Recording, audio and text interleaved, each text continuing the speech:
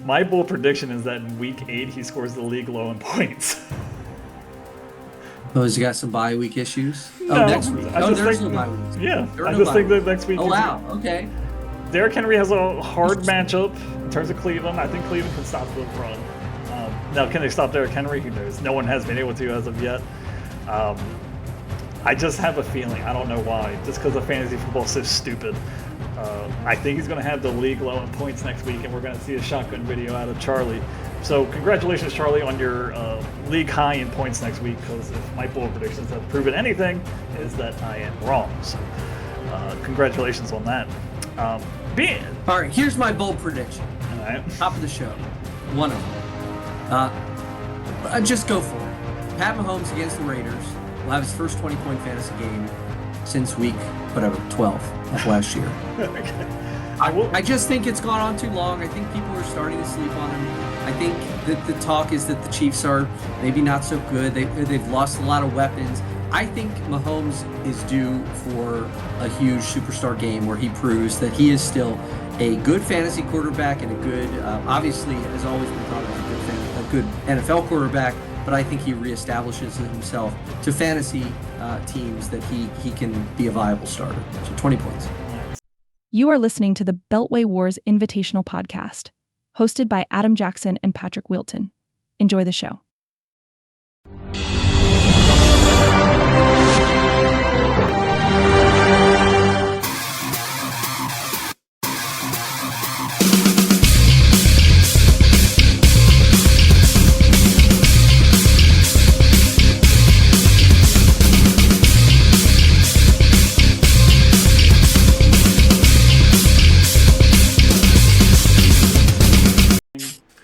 Welcome back to the Beltway Wars Invitational Podcast Show with your wonderful hosts, Adam Jackson and Patrick Wilton. Now with the Week 8 recap. 1 through 8, we've been pretty good about putting these things out. We've made it 8 weeks so far. Very proud of that and all the work that we put in. And, of course, thankful for all you listening. We're going to do the show a little bit differently this week. You're going to see some changes. But we want some feedback of whether or not you like it and don't like it, things of that nature. But it should. I don't want feedback. Okay. They're gonna consume it and they're gonna like it. There's no feedback. You're gonna take it and you're gonna like it. Yeah. Well, it should lead to more back and forth, I would say, not just me talking all the time or you just talking. It should lead to some more back and forth. But with that, I open the floor to Patrick here, who wants to talk about his fantasy woes. So the floor is yours. We're in that part of the season. I feel like it's around this time where like your fate is kind of settled a little bit. You know, there's always going to be 500 teams, but this is the part of the season where certain teams look back and they just say like, yeah, it's over for me. I reached that point in my other league. It's a PPR league, and I'm so frustrated. Like, this is a team that I carried Kyron Williams over for a 14th round pick. I carried Calvin Ridley over for a 12th round pick. I carried Puka Nacua over for a 13th round pick. Like, this was a good team.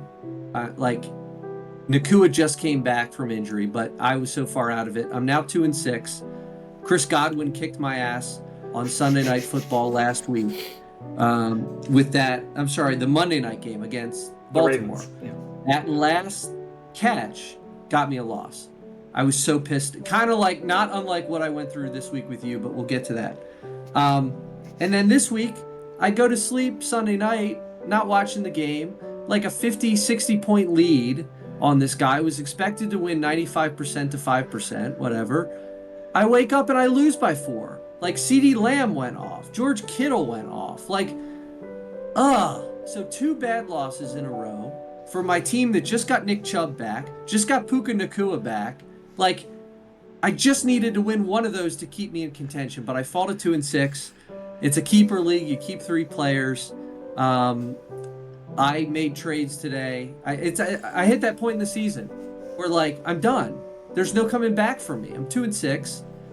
2 terrible losses.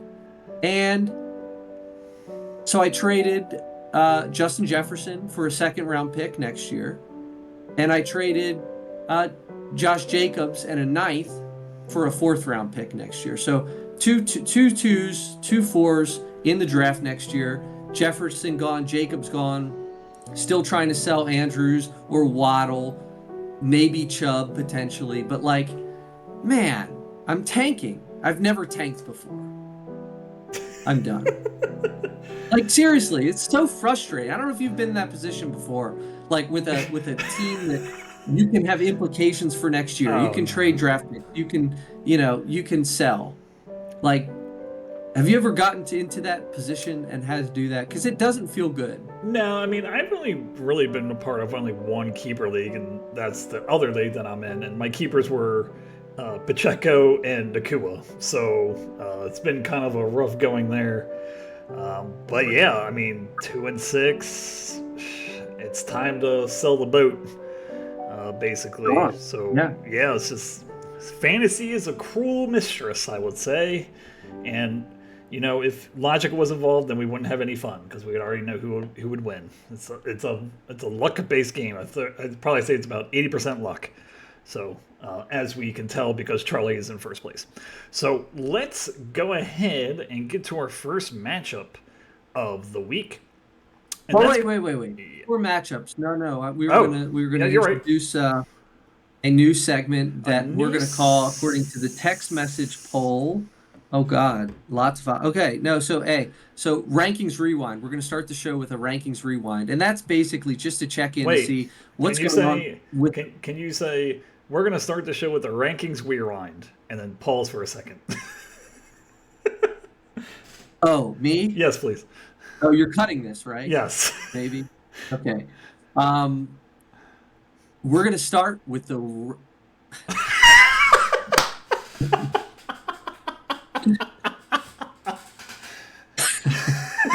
Don't put this in. You're gonna put this in now. You got it. 1,000%. All right, ready? Here we go. I'm not looking at you. We're gonna start the show with a new segment called Rankings Rewind, where we go through the rankings, see who's up, who's down, who's rising, and who's falling, and all the latest from the last week's action. Rankings recap. Okay. It's your segment. I'm gonna let you take the lead here. Okay, I don't know if you're going to cut that back into this one or not, but we're going to get started with the rankings rewind, and that is where we go through and take a look at the rankings, who's up, who's down, who are the risers, who are the fallers after the last week of action. We're going to start here by looking at our new leader on the standings chart here. Charlie, the Reisterstown Rockets, rocket all the way to the top. They are now 6-2 in the season with 3 straight wins. They are, I guess, the 3rd team to have sole possession, I believe, of that top spot at the top of the charts after Jake and I did it earlier in the year. Charlie moves up to the 1 spot. Jake does, get a little bit of a winning streak here, or stops his losing streak, I should say. He's now 5-3 in 2nd place based on points. He is up 1 from last week with his win this week. While he's building a winning streak, the beginnings of a winning streak, potentially, I am continuing with a losing streak. 5-1 down to 5-3 after losing this week to Adam, down 2 spots in the standings. Dustin is the biggest faller this week. He is down 3 spots, all the way down to 6th. So his loss brings him to 4-4. He is now in the 6th position in the standings. Meanwhile, there are 4 teams in the league that are now under 500 on the year. They occupy, of course, rankings order 9 through 12. And we've got Mike, the worst among them, at 1-7, 4 straight losses, $26 of fab left, 2 games below anybody else in the win column. Just 1-7 for Mike. So that's kind of the latest and greatest. Adam, I don't know if you have any thoughts on movers and shakers after week 8. Sure. So a couple things. One thing I will give Mike a little bit of a reprieve. First team to crank 1,000 points scored against. So I'm kind of unlucky there as well, but also the lowest scoring team in the Beltway Wars Invitational as well. So most points scored against versus the least amount of points scored is going to lead you to 1-7. Two teams I did want to kind of bring up here, just they're kind of interesting. Alex's team, Owings Mills Ogres, written off from dead from the start of the season, and now it's 3-5 with two impressive wins back to back, getting up those point totals as well. Maybe written off a little too soon. Who knows? But now 3-5. Also wanted to point out Sarah's team, the Orchard Beach Ovaries, 5-3 now. Really rocking and rolling. Really, putting herself near the top of the Beltway Wars Invitational. So yeah, those three teams I just kind of wanted to give a little bit of a shout out for. Okay, cool.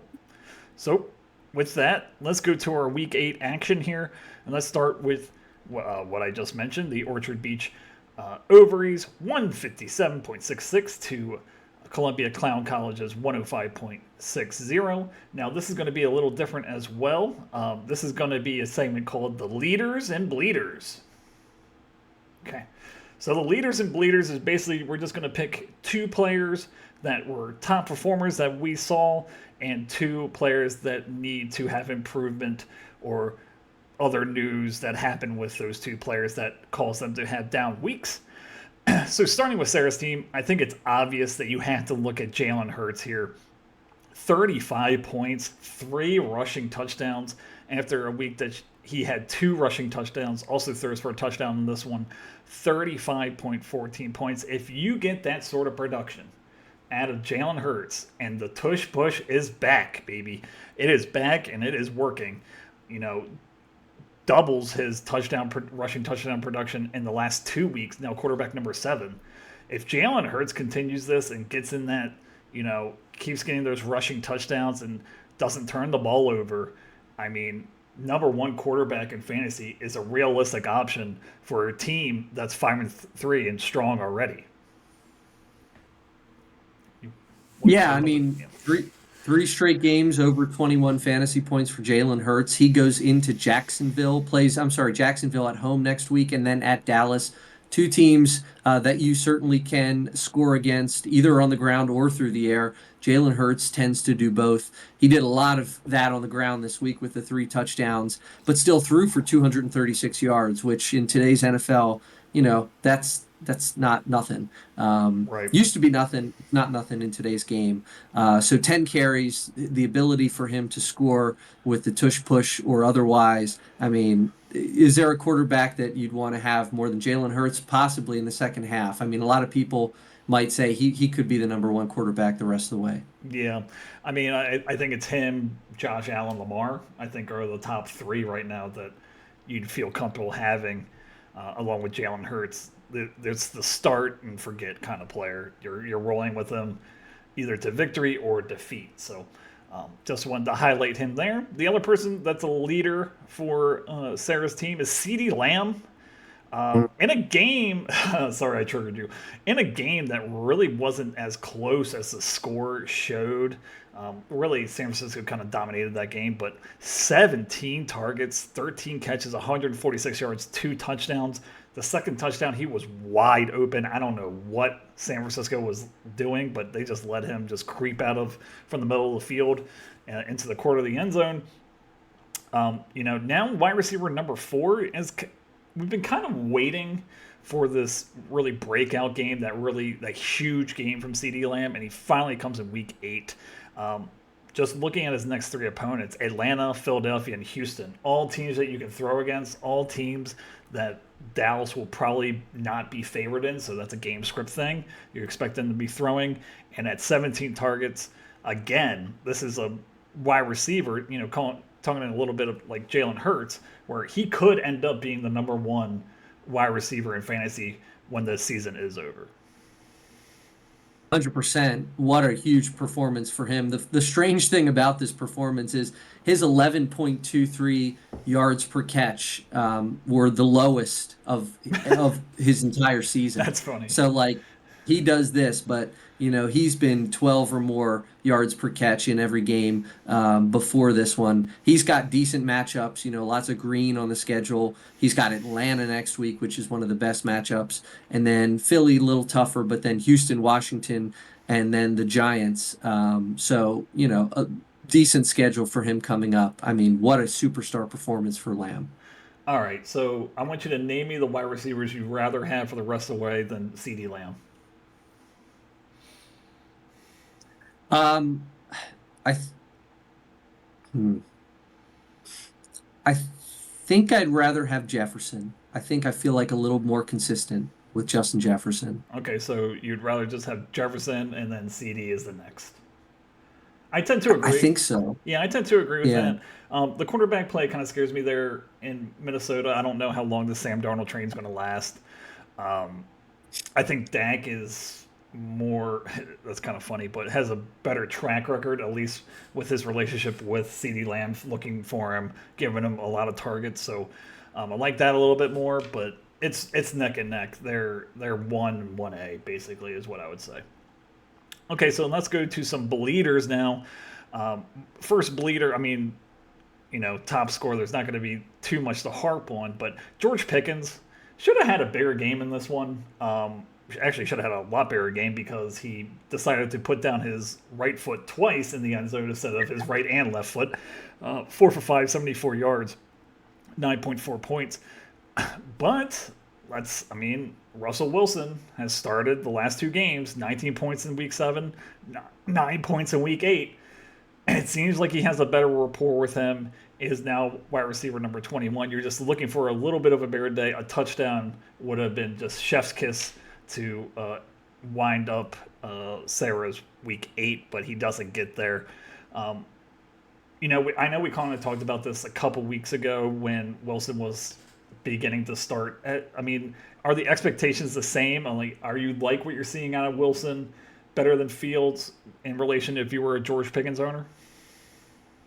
I think so. Yeah, I think so. And I think better days ahead for him. 5 targets is his fewest since week 2 when he had 4. He's had, 7 or more in the last 4 weeks, 5 weeks. So, kind of a down game from that perspective. But he is still at 80% of the snaps.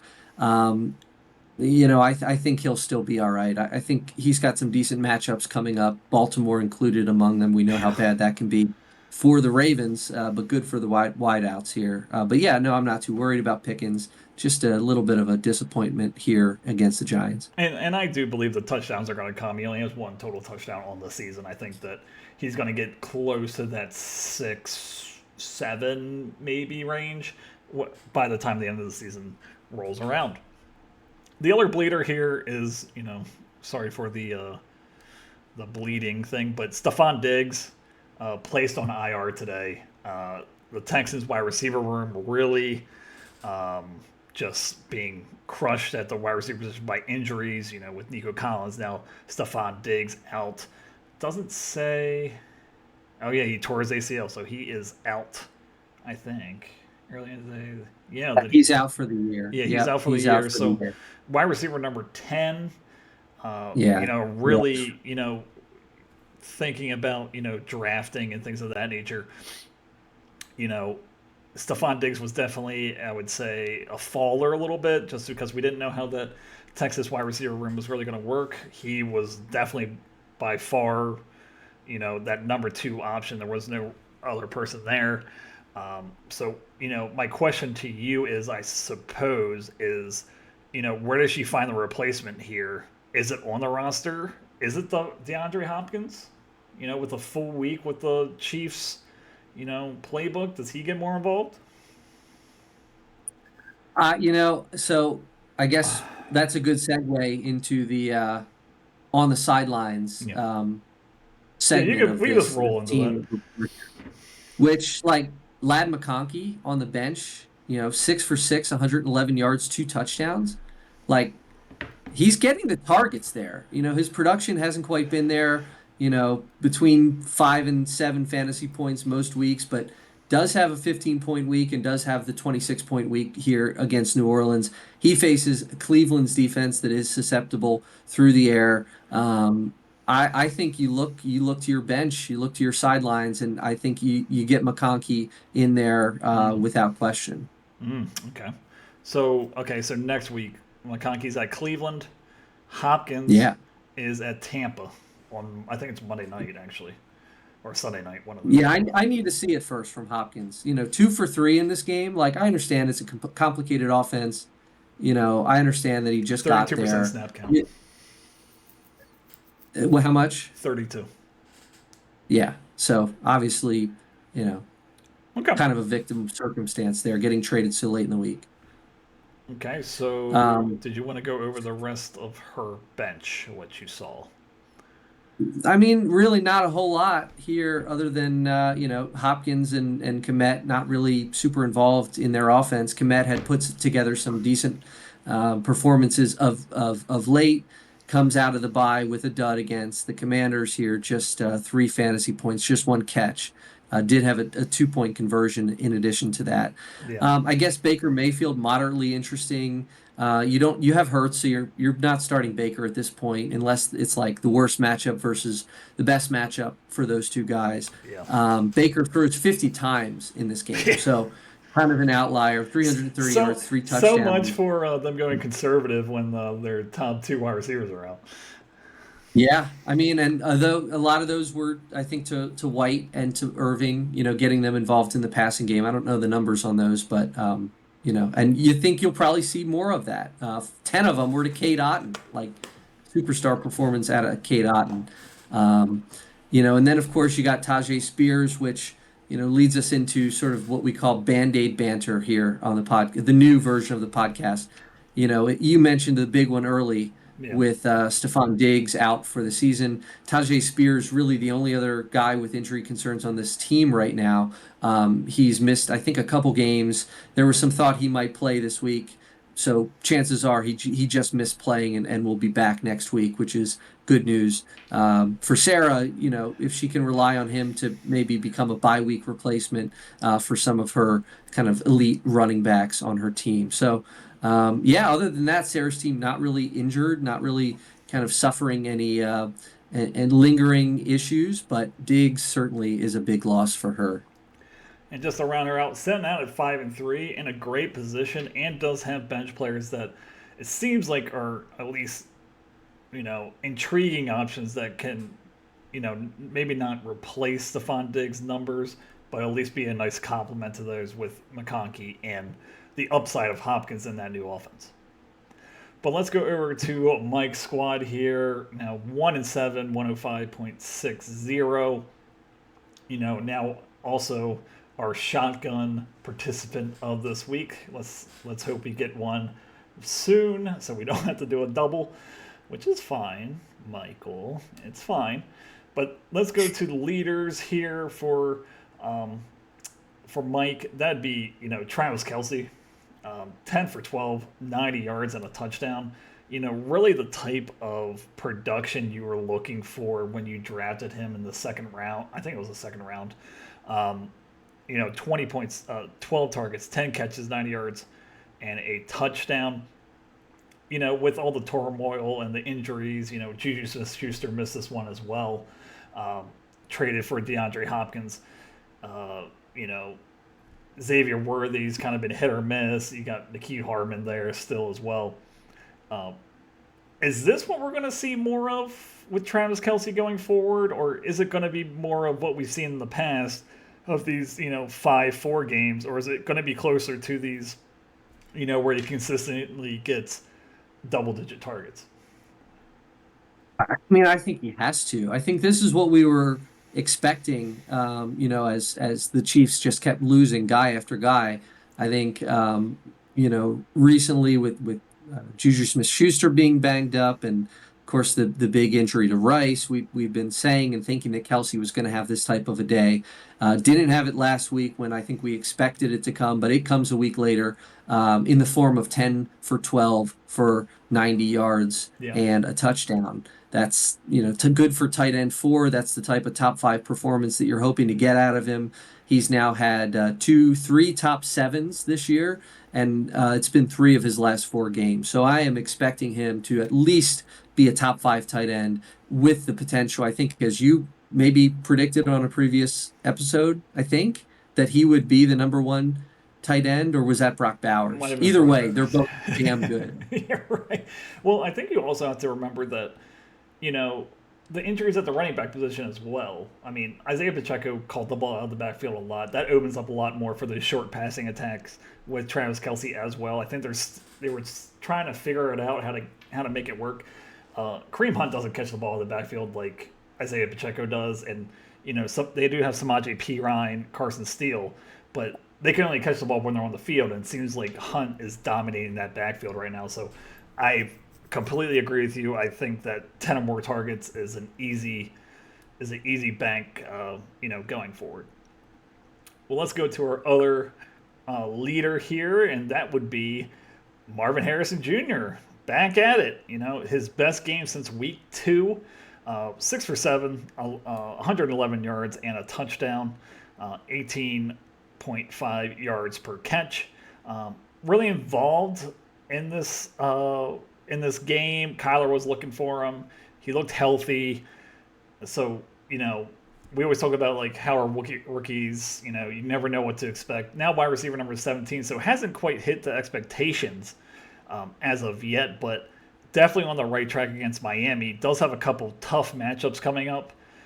I mean, like, you got to start him, obviously, and, Mike's in dire straits, but, you know, can he crack top 10 by the end of the season? Or is he going to go back to, those 4-point games, things of that nature? I don't think he can. I mean, you mentioned his schedule coming up. Chicago and the Jets, those are not good matchups for an elite wide receiver right now. And then a And then bye goes in on by. Seattle. So, Yeah, but yeah, exactly. And so I don't think he's going to be able to return that value there of how high you drafted this rookie, with the chance that he could be great. We've seen him flash so far this year, like he's proving that he will be that one day, but I just don't know that, his efficiency right now in the passing game is going to work. I mean, the great for him to come out of a slump. He essentially had 3 duds in a row, including a 0 that he took. He got injured in that game, I yeah, guess. yeah, yeah. But He got a concussion. definitely encouraging. Yeah, I think that it was just a year too soon to be drafting him Mhm. where he was.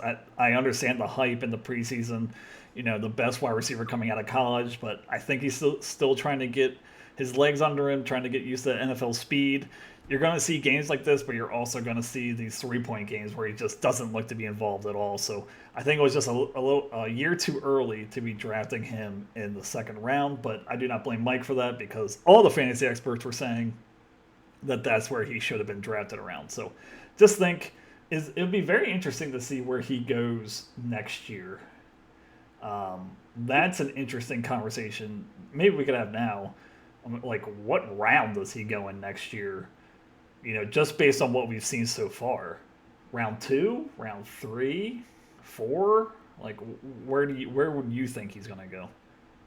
Who are we talking about? Marvin Harrison. Marvin Harrison. Oh, next year, I mean, just looking at our draft this year, like maybe like a 5th, Mm-hmm. That maybe sounds about like right. in like an Amari Cooper, Zay Flowers, Devontae Smith kind of range, like, Yeah. maybe That high 5th. yeah, that seems about right. I would say fourth round, but let's go to our Yeah. bleeders here for Mike. There are plenty of options here, but let's go with 2. He has to start Rashad Bateman here. Probably, well, not really. Not really some bye week issues, but starts with Rashad Bateman here after that huge game in week 7. Does nothing here. Had a horrendous drop. That drop is the reason why they went to go get Deontay Johnson today. Breaking news. Ravens trade for him from Carolina. 1 for 5, 28 yards. Wide receiver number 24, so that's respectable, but just really nothing doing. And we've seen this out of Bateman where he has 1 or 2 games a season where it looks like he's that first round first round draft pick that the Ravens picked, but then he just disappears. And in this one, he just disappeared and really didn't uh, take the opportunities that he was given and turn them into fantasy points.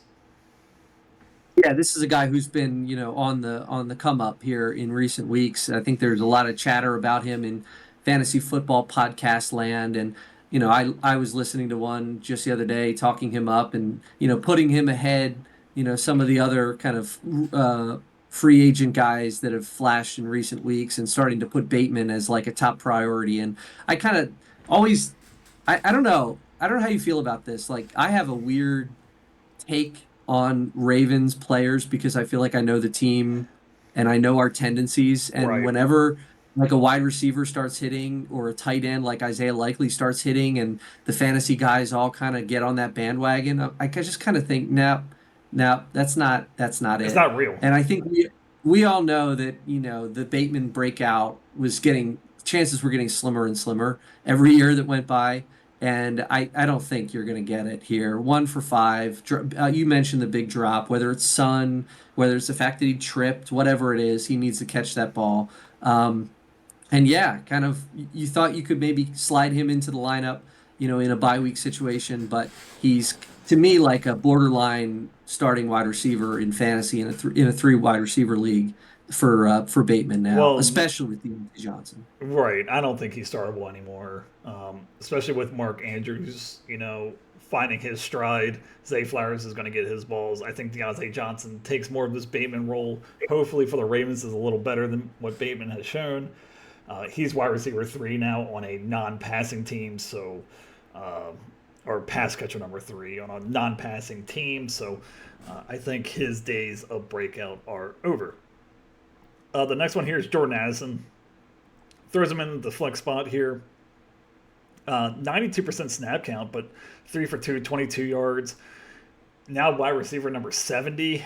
I know that he had that big week 4, but that seems to be the exception to the rule here.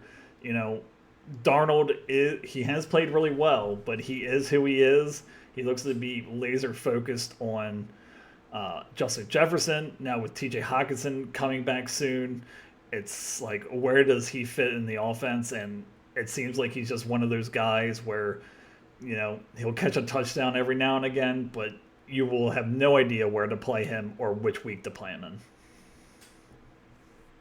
Yeah, for sure. This is a guy, who had a really phenomenal rookie campaign last year, impressed a lot of people. And for whatever reason, just that offense, the effectiveness of Aaron Jones in that offense right now, the target monster for Justin Jefferson, like Addison's role has just decreased, I think, from last year. He kind of has taken a little bit of a step back in terms of his usage. And you mentioned the big factor, TJ Hawkinson coming back. I'm not really feeling that he's going to be a reliable fantasy starter for the rest of the season. If as long as the rest of the guys stay healthy, an injury to Jefferson, he certainly would vault up because we know his talent from last year, but his role is just not guaranteed unless something like that happens. So, do you want to go ahead and let's switch over to the bench side here? Bench and Yeah, on the injuries. sideline. On the sidelines, not a lot to speak of here. Maybe there's something there with Darius Slayton, Yeah. who goes 4 for 7 for 108 yards in this game on Monday Night Football against a good Steelers defense. He is playing a ton of the snaps. He's playing, 100% of the snaps in each of the last 2 weeks. Decent matchups coming up against Washington and Carolina. So potentially, you may be starting him, probably not considering Adonai Mitchell, maybe Flacco coming off the bench. That also came out today. He will be taking the starting job back from Richardson. Maybe he's able to make Mitchell relevant, but it might take an injury to Downs or Pittman or any of those guys there. And not much with Austin Eckler here, just 7 for 52 on the ground, just 2 catches in this one. He was good earlier on the year, but he started to trail off here. Some decently tough matchups coming up, so not a whole lot on the bench to really talk about. And injuries? In terms of injuries, yeah, Christian Kirk does leave this game, and we find out that I think, has a dislocated collarbone, something like that. I believe he Broken is out. clavicle. Broken clavicle, yeah. So I believe he is out for the year. Yep. So unfortunately, that depth at the sort of flex and wide receiver position gets a little bit less deep here for this team. With Kirk, injuries for Mike have been piling up, and just another one in a long line of unfortunate incidents. Yep. So at 1-7 now. Now it's easy for Mike. Now it's you got to win them all to even have a chance. So you need to win every single matchup from here on out to have a chance. Maybe some tiebreakers for your way to make it into the fantasy playoffs. By the way, I take that back, what I said. I thought I had it in my mind that Mike was like a super injured team. He's really not. Like, I'm looking at his team. There's not many injuries on here, You so didn't I don't drop know. anybody. That 1-7 is tough. Did you check who he drafted? Yeah, I'm looking at the draft board. Okay. I don't see a whole lot of injuries. All right. So, Sorry, Mike. That was the tease of the century right there. I mean, Tyreek Hill, an injury to Tua, but Right. But let's go over to our next matchup, and that's going to be the Carlisle Cheddar getting their fifth victory of the season, 130.74 to Westminster Wonder Boy 123.52, 3-5 on the season for the Westminster Wonder Boys. But let's start with Jake's team. The leaders for his team, have to be Kate Otten. Let's start with him. Basically came out of nowhere here for a nice day. Both tight ends. Like, Well, I'm just getting talk there. about I'm these getting guys. there. We should talk about them together Okay, because, so like, that's got to be the don't two tell of me the how two to of the do best my tight ends. segment, and I won't tell you how to do your All segment. How right. about that? Okay. All Cade right. Go Otten. ahead. Cade Otten. Mm-hmm. Second straight week now with double-digit points. Now tight end number 6, if you can believe it or not. 9 for 10, 81 yards, 2 touchdowns. Baker's looking for him. It's a graveyard out there for their pass catchers with Mike Evans and Chris Godwin being out. He is the main beneficiary here, and it doesn't look like he's going to be stopping anytime soon. Next matchup's KC San Francisco, so 2 games that should be pretty high scoring. He looks to be involved early and often in that Tampa Bay offensive attack. Yeah, I'm loving it in that PPR league that kind of now is just like FML, just go crazy, make all the trades, do all the things. Like, hey, I'm gonna have fun with this. And I picked up Otten last week, started him over Mark Andrews, and got rewarded for it. That's a PPR league. That's a 29, almost 30 burger for Kate Otten. 24 points in our league, 9 for 10. We said last week, with the injuries to Godwin and to Evans, that they're going to rely on their playmakers. And we're seeing very clearly, we're getting clarity this week that the 3 guys that we thought were going to be the guys are the guys. And that's Rachaad White, that's Bucky Irving, and it's Cade Otten. Those were the 3 guys that we anticipated, and they, all looked good, sans Godwin and sans Evans. So big performance from Otten. I think he can potentially be a top 5 tight end the rest of the way. Yeah. The also other leader here is tight end. The rare starting 2 tight ends, one in the flex, one in the tight end position. Kyle Pitts, 4 for 5, 91 yards, 2 touchdowns, 23 points on the day. Okay, so great game, obviously, right? 48% snap count. I'm not a huge fan of. 5 targets. I'm not a huge fan of. Is this just a weird game where the touchdown saved them? Like, how? Me personally, he's tight end number 4, so obviously you're playing him, but he seems like one of those the wide receivers back in the day where it's like just hit or miss, hit or miss. Like you could either get 20 or 2. It seems like that's going to be Kyle Pitts, just with the amount of opportunities, the amount of playmakers they do have. You have Drake London, you have Darnell Mooney. McLeod's going to get some work. You still have Bijan catching out of the backfield and Tyler Algier. It's just so many mouths to feed. And with this limited amount of opportunity that he did get in this one, even though he scored 23 points, I'm just very nervous about relying on him week in and week out. Pitts is the guy that, like, every year, all the fantasy talking heads and the podcasts and the raters and the rankers, they all, like, have amnesia when it comes to Kyle Pitts. Like every year it's like, oh, this is it. This is the year that, we get the Kyle Pitts that's the dominant top 5 tight end. Um, but you've meant he is tight in the top 5 right now, but you mentioned just the volatility of this guy. Like we know who he is. He's going to have those huge blow up games like he had this week that are going to put him, in the single digits in rankings, but from a fantasy perspective, he's going to continue to be frustrating because, Right. yeah, those highs are high, but man, you get a lot of mediocrity and a lot of really dud performances along with that. So, like, you're thrilled that he looks good on paper as a top 5 tight end, but you're annoyed whenever he Kyle Pitts you, Right. which he's Is done that for. the term? Is that the term now? You got Kyle I think it Pitts. should be a verb at this point. I mean, he's been doing it for 3 years. I think you deserve to get your verb in the dictionary for that one. Yeah, I mean, 6'6", 250, runs a 4.5. I mean, he's like everything you could ever want out of a tight end, and it just like it. For some reason, there's just the consistency is not there. Obviously, from years prior, it's quarterback play, but even with Kirk, it's just he's moving the ball around so much. I just don't know how much opportunities he's going to have, on a consistent basis. But let's go over to our bleeders of the week. Devontae Adams, just another dud against a plus matchup. 4 for 6, 54 yards. That Jets offense is just weird. I don't really get what's going on. 94% snap count, only 6 targets in this one. Had 9 targets the last week 7. But you got to play him. I'm guessing just from pure talent perspective, but like, geez, you're just wishing for a lot more out of him than 7 points in a what should have been a good matchup. Yeah, it's rough right now. We were debating whether or not Pitts could become a verb. I feel like jetting is also a verb. It means it has another meaning, right? It's got acronyms or whatever you would say. What is that? What it is? An acronym? It means Synonym? something else. No. So, no, I don't know. But yeah, I mean the It's been a Jets are going while to since I've jet. been in English class. I'm sorry. They're jetting right now. Yeah. Yeah.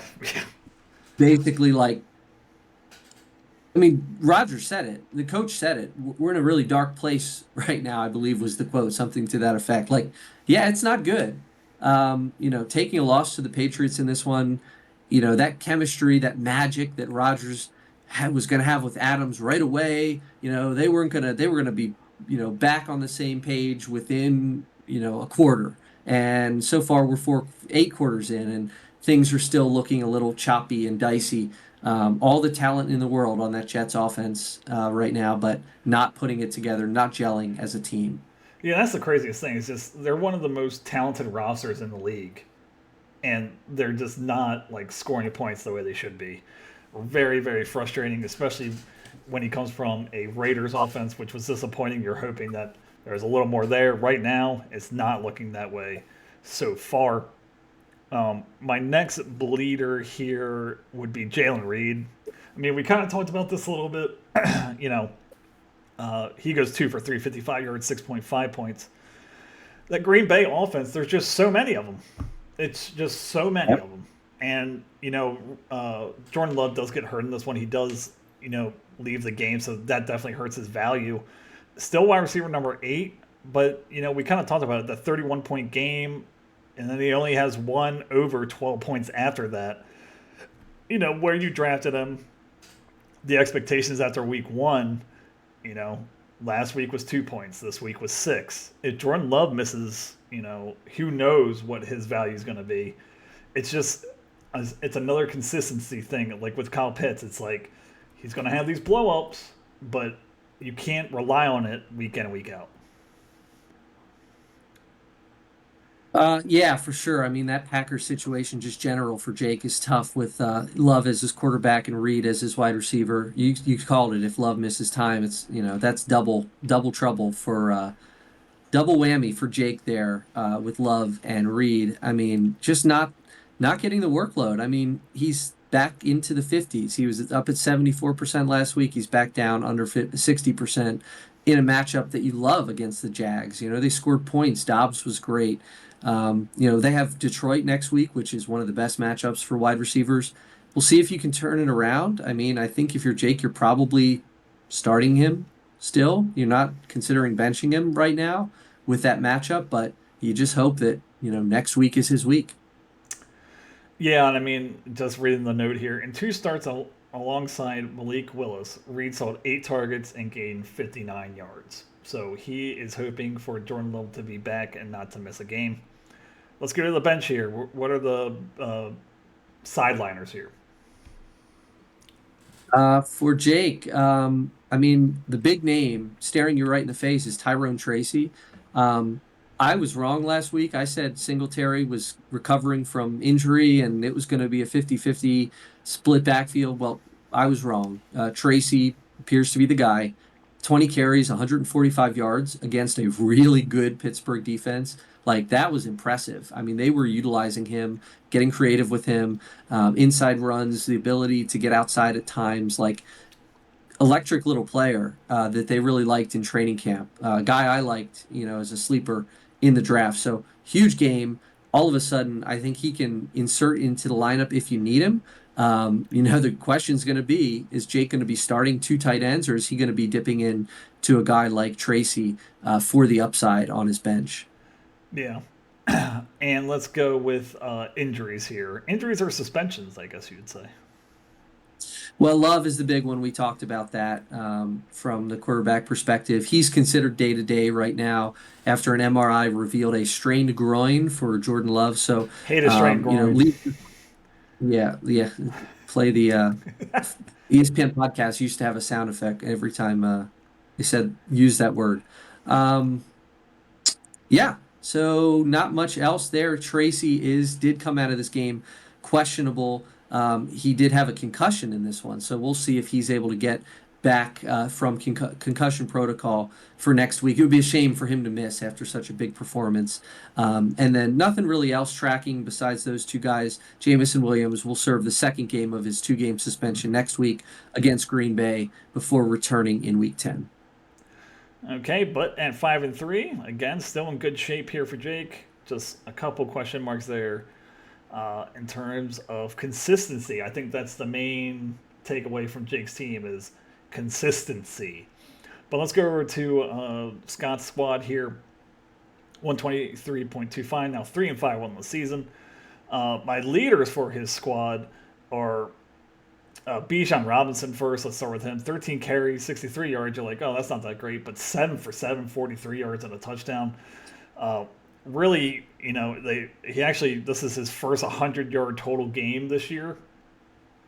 So you like to see that. You like to see him involved in the passing game. That just adds another facet to his game. Also at 68% of snap count. So still trending around that 70% mark. I would say around for the season.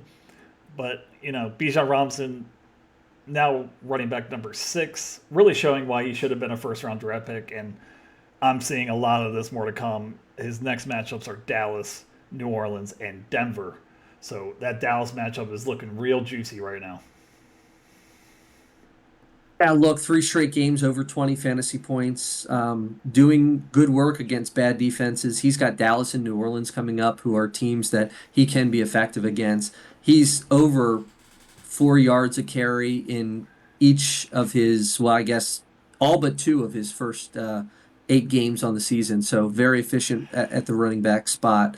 Doesn't get into the end zone on the ground, but proving that he can be a dual threat. One of these guys who's 7 for 7 through the air, like Yeah. most targets on the season, most catches on the season, gets into the end zone. So I love what I'm seeing. You haven't gotten like the running back one game from him yet. He's hit 4, 4, 8, and 10 in the last 3 weeks, but he's going to get it at some point or another. Yeah.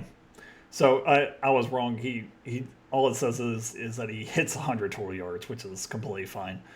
But again, 7 targets, 7 receptions, both I guess season highs for him thus far.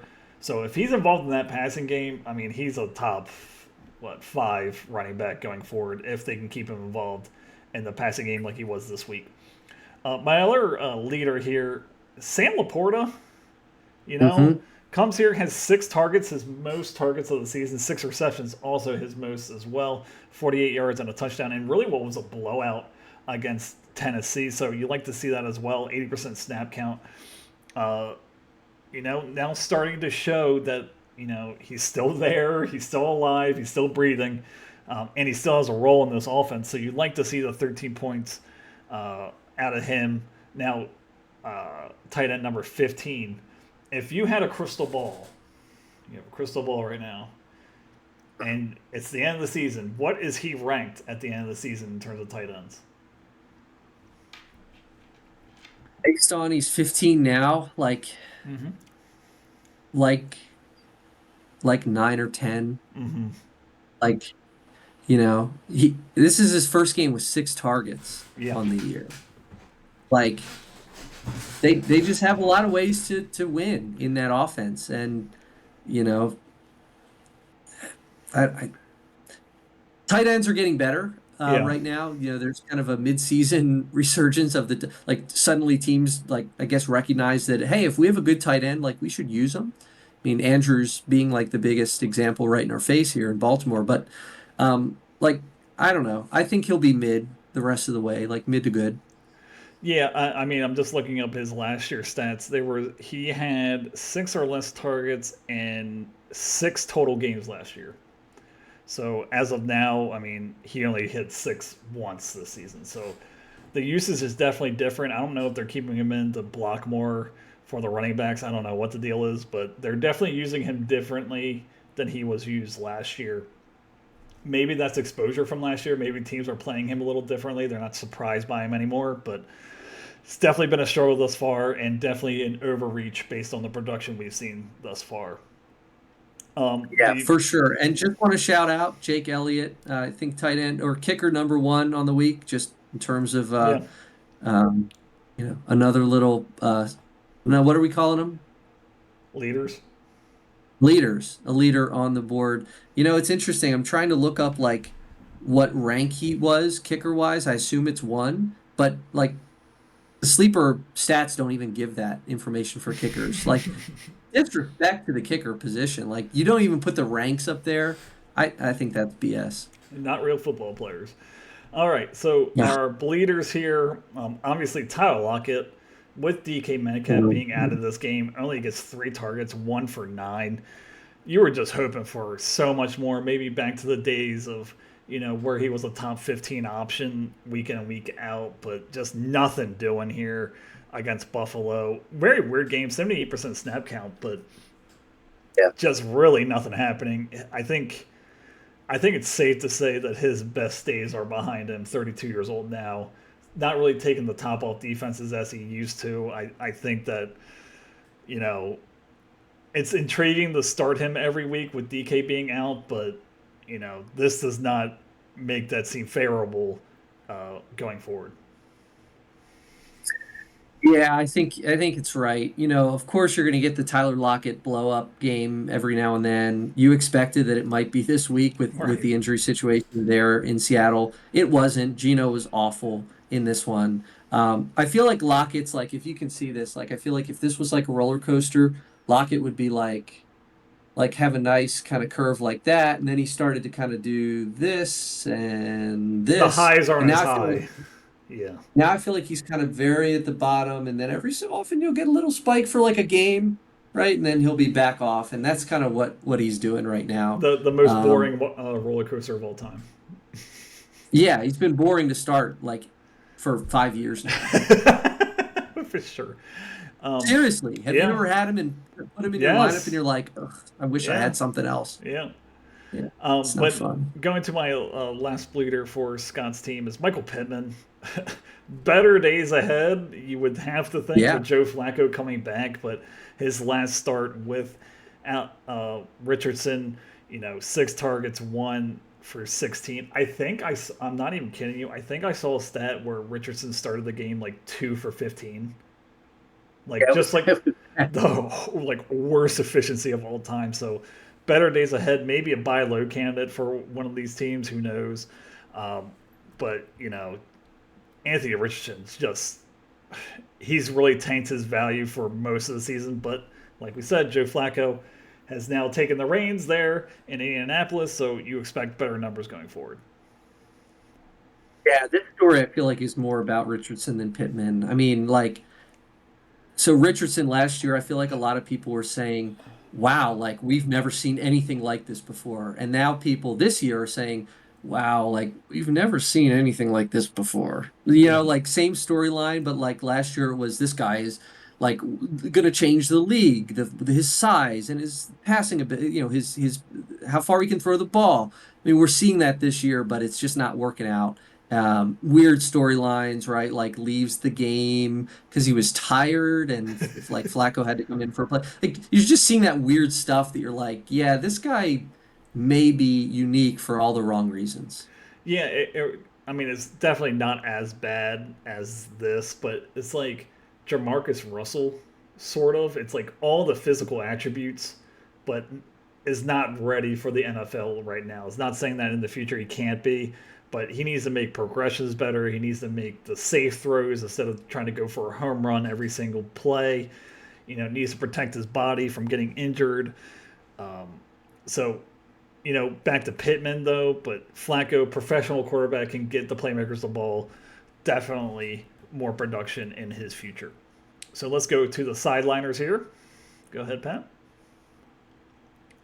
On the sidelines for this team this week, not a ton of production at the running back position here. Kamani Vidal, after a good week last week, 6 for 16, not much there. Charbonnet with Seattle continues to catch more passes than he carries.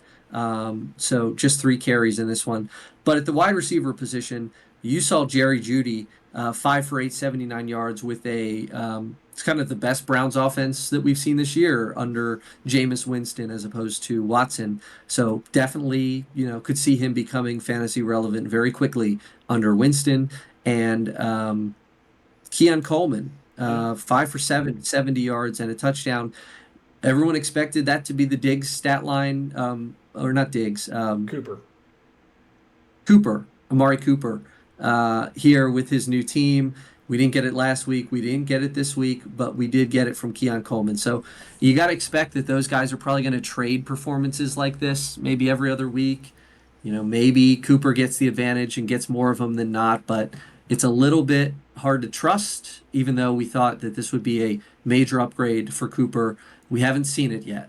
And I would also say that both these players had to deal with Shakir and Dalton Kincaid as well. Shakir had a nice game in this one as well, so definitely a lot of options there in Buffalo. But now at Yep. 3-5, desperate straits, I would say. I mean, it's kind of the same boat I'm in.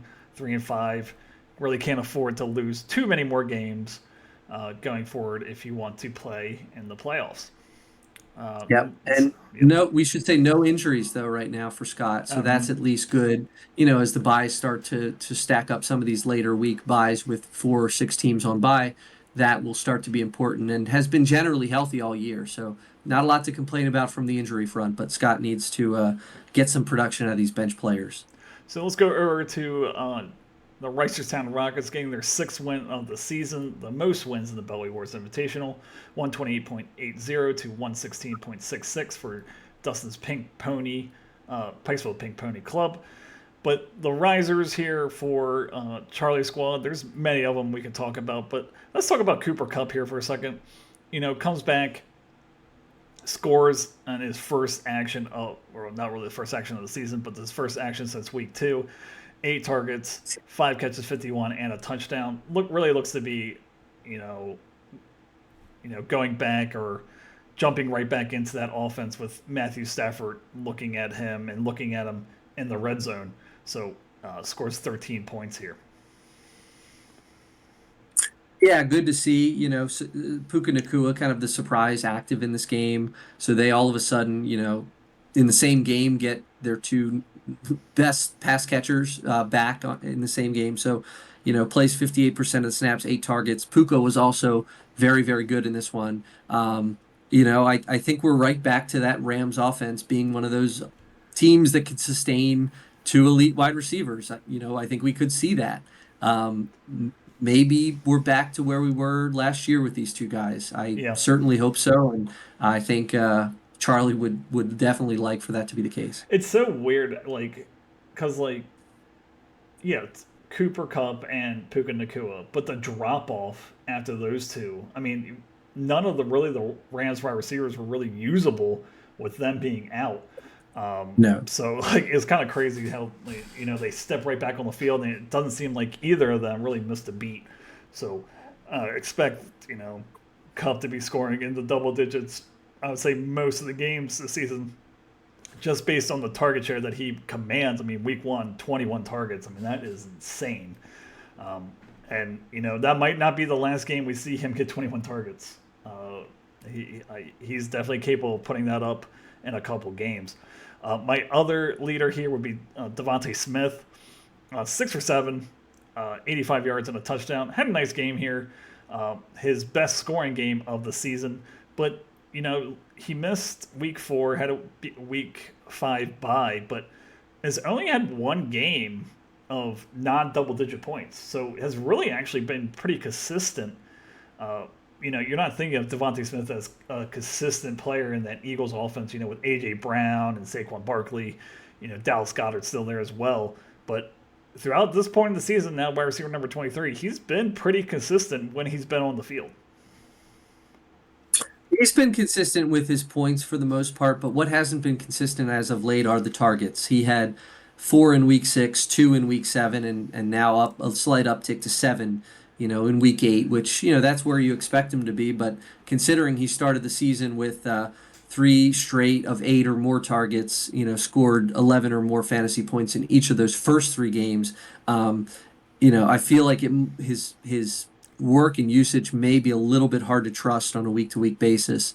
And as you said, the great touchdown stealer of the fantasy football these days is Jalen Hurts. So, potentially kind of like maybe the 4th likely person to score on that offense, if you think about it. Like, yeah. Tough to trust. Tough to trust. I do agree with that. Even though he has been consistent, just the targets are not there. Bleeders here. Okay. This might be a little bit of a shock. But I'm going to put Derrick Henry in a bleeder. And, I might go on a little rant here. How do you only give him 11 rushes in a game? So, are we dumb? We're fans of the Ravens. Are we stupid? I would like to say that I couldn't run an NFL offense. I couldn't run an NFL offense. You couldn't run an NFL offense. If I was running an NFL offense, how do you not give him 20 carries a game? And, John Harbaugh will sit up there and be like, well, we didn't bring him in to do that. 6.6 yards per carries on 11 carries. And, when he's most dangerous is in the 4th quarter, not getting any carries in the 4th quarter, 51% snap count. Like, what are we doing? This is crazy. Still number 1 ranked running back, but should have had a much bigger day, should have went over 100 yards, and should have had 20 carries at least in this game. I'm laughing because I think it was with Dust. I think when Dustin and I were in Spain watching that Bengals game where he had 15 carries, I think Dustin said something to me along the lines of like, "Oh, I'm surprised we haven't gotten a text of Adam complaining about Henry not getting the ball." Like, you are the Henry needs to get the ball guy in our group Except chat, for next week. for sure. Not next week. But not next week against Denver. Well, yeah, that's right. You play him. And I'm going to the game as well, so I get to watch that. Yes. Yep. So that'll be interesting. But he's the most talented, most dominant player. I would say Lamar's probably, but he's on pace to beat the rushing record in yards before this game. How do you not give him the ball more? I do not understand. But what was the stat in the game that was really interesting, that was amazing, frankly, is like he has his lowest yards per contact rate. Like he's getting more yards before he's contacted in any year this year since 2016. Like he's just not getting hit in the backfield. He's getting to the line and he's accelerating and he's getting long bursts of speed. Like he's fantastic. Yeah, well, apparently we're just wrong about him because he's only touching the ball 12 times in this one. Gets one catch here. But my bold prediction for next week is that Derrick Henry has 20 carries against Denver next week. I can't believe that's a It's a bold good bet. prediction, but here we are. So I'm off my soapbox now. Let's go to the other bleeder here. That'd be Javonte Williams. 17 carries. You love, 17 carries is most of the season, but only 44 yards, 2.5 yards per carry. Little involvement in the passing game. That Denver offense just kind of looks lost. It seems like Bo Nick's still trying to figure things out, what they want to be. Only 58% of snap count. It's just a weird game, I would say, and you're expecting a lot better against Carolina, who seemed to have sold the season. Yeah, this is another one of those guys where like he's just kind of not sexy to start, and then he kind of has a great game like he did last week, and comes into a juicy matchup, and you know shits the bed with under 3 yards a carry. He hadn't been that low since week 3. Like he put together 4 decently efficient games on the ground. He's not getting. I mean, he's getting enough carries, 58% of the snaps, his lowest since week 4, but like kind of around where he's been. You hope that he gets more work, but he's just not, having games consistently that he's showing that he's an efficient running back, Yeah, this season. So he, I don't know. he's Kind of just a not boring guy to sexy. start. Yeah, he's just not. No, he's not. He's not something that you're excited about. But I do think that week in and week out, he is a fine flex play. Just with the amount of work that he's getting, I think that a touchdown saves your day. I just think that you got to start him with the amount of you have to start him in the flex at least with the amount of work that he is getting. So sideliners. Sure. On the sideline, actually shocking that Oh Jonathan Taylor wow! was on the bench for this I one. didn't even see that. So interesting decision there, starting Javonte Williams over Jonathan Taylor. I mean, I guess you're looking at the matchups. I guess you're looking at the fact that Jonathan Taylor was returning, from a multi-week injury in this one, having missed the last 3 games. He does jump right back into the fold. 20 carries, 105 yards. In a game at Houston, which is a really good defense. So, the 20 carries, great. Over 100 yards, great. His yards per carry has been, over 4 yards a carry in each of his last 4 games, and has scored in every game but one. So Taylor right back to doing his thing. It's obvious next week he gets inserted into that flex position for sure. And then Xavier Legette for Carolina. We saw this is with Bryce Young, so maybe like there's could be something here. 4 for 7, 7 targets. You like to see that. You've only gotten that twice before this game, and has a good matchup against New Orleans next week. So um, I'm just looking here. You probably, unless you have bye issues, you're probably not getting him into the lineup, but a good name to file away if Bryce Young can start to improve. And with the departure of Deontay Johnson now, that opens up a lot of targets for him. No one really else. I mean, Adam Thielen, I think, is coming back soon. But as of right now, he's the number one wide receiver on a bad offense, but still a number one wide receiver on Carolina. So injuries? From the injury perspective, Yep. it's kind of impressive that Charlie is 6-2 with Nico Collins missing the last couple games. He has been on the shelf for 3 straight weeks now. He's expected to come back, what, in like 3 weeks potentially at the earliest? Is he going to miss a couple more? I have no idea. I can't look at it.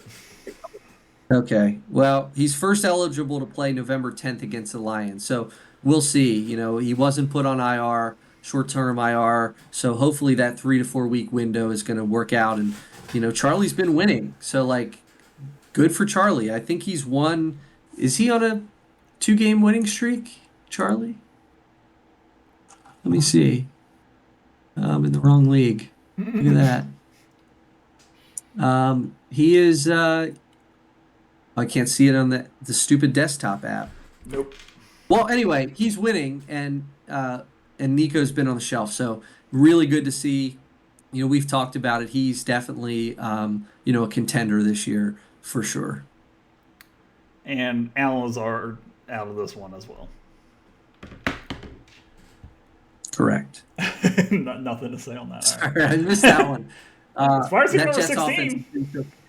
has been so futile, that offense lately. Yeah. So it's probably better he was out of All this one. right. Well, 6-2, our first 6-6 win team.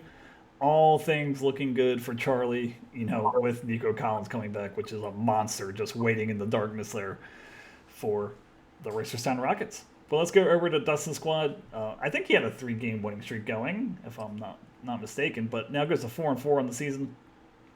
The leaders for the squad is Lamar Jackson, 300 all-purpose yards, 23 to 38, 289, 2 touchdowns, runs the ball for 40 yards as well.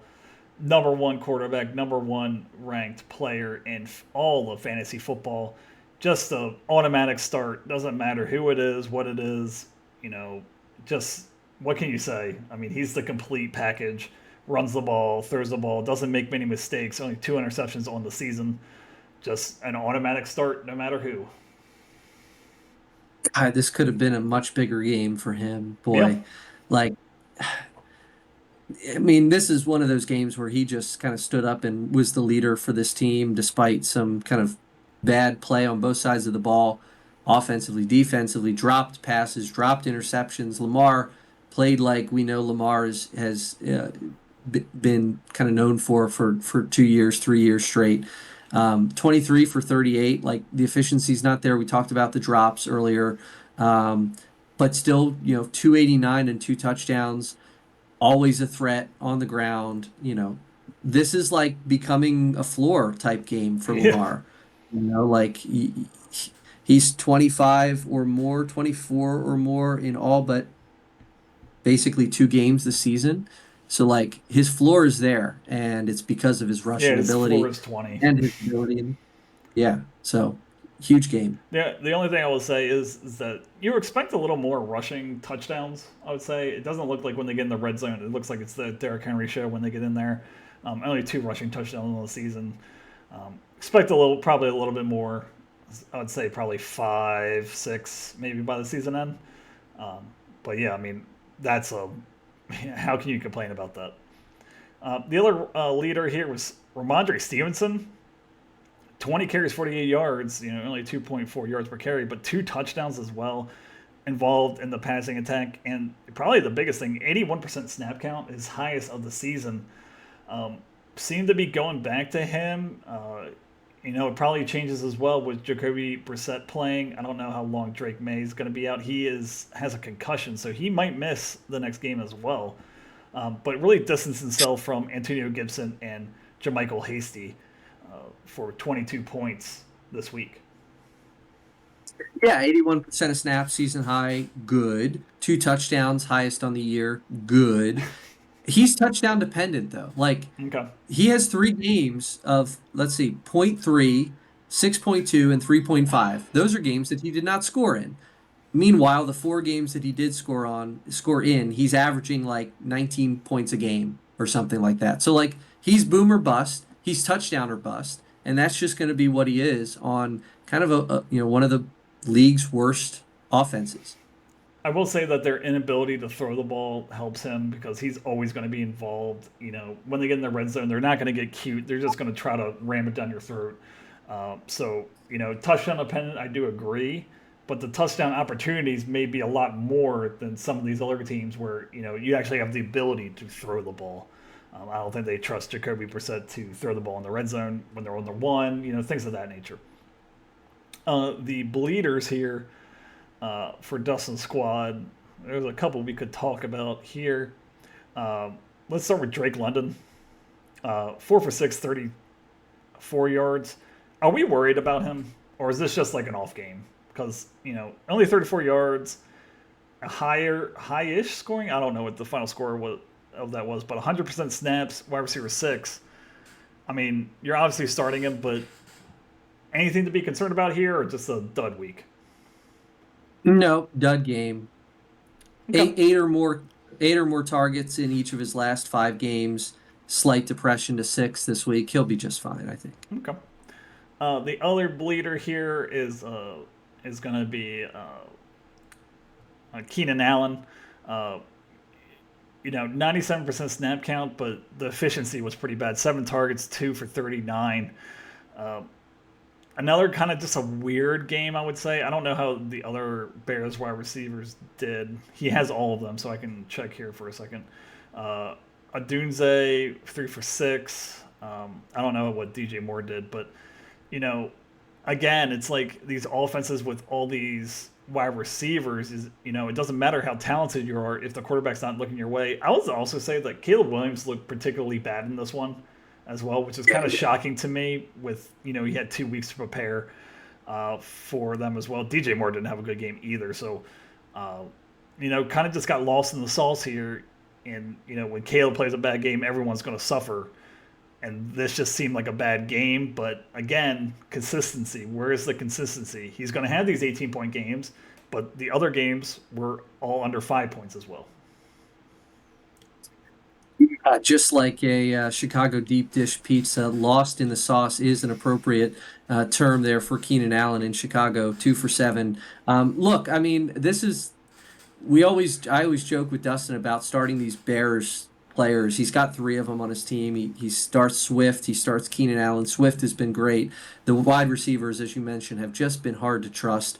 I think he's got options on his bench. We'll talk about that in a second, but that's just a guy that you can't trust him yet. He's not, he's coming off of a big game in week 6 against Jacksonville, came out of the bye. You think, can he continue the momentum?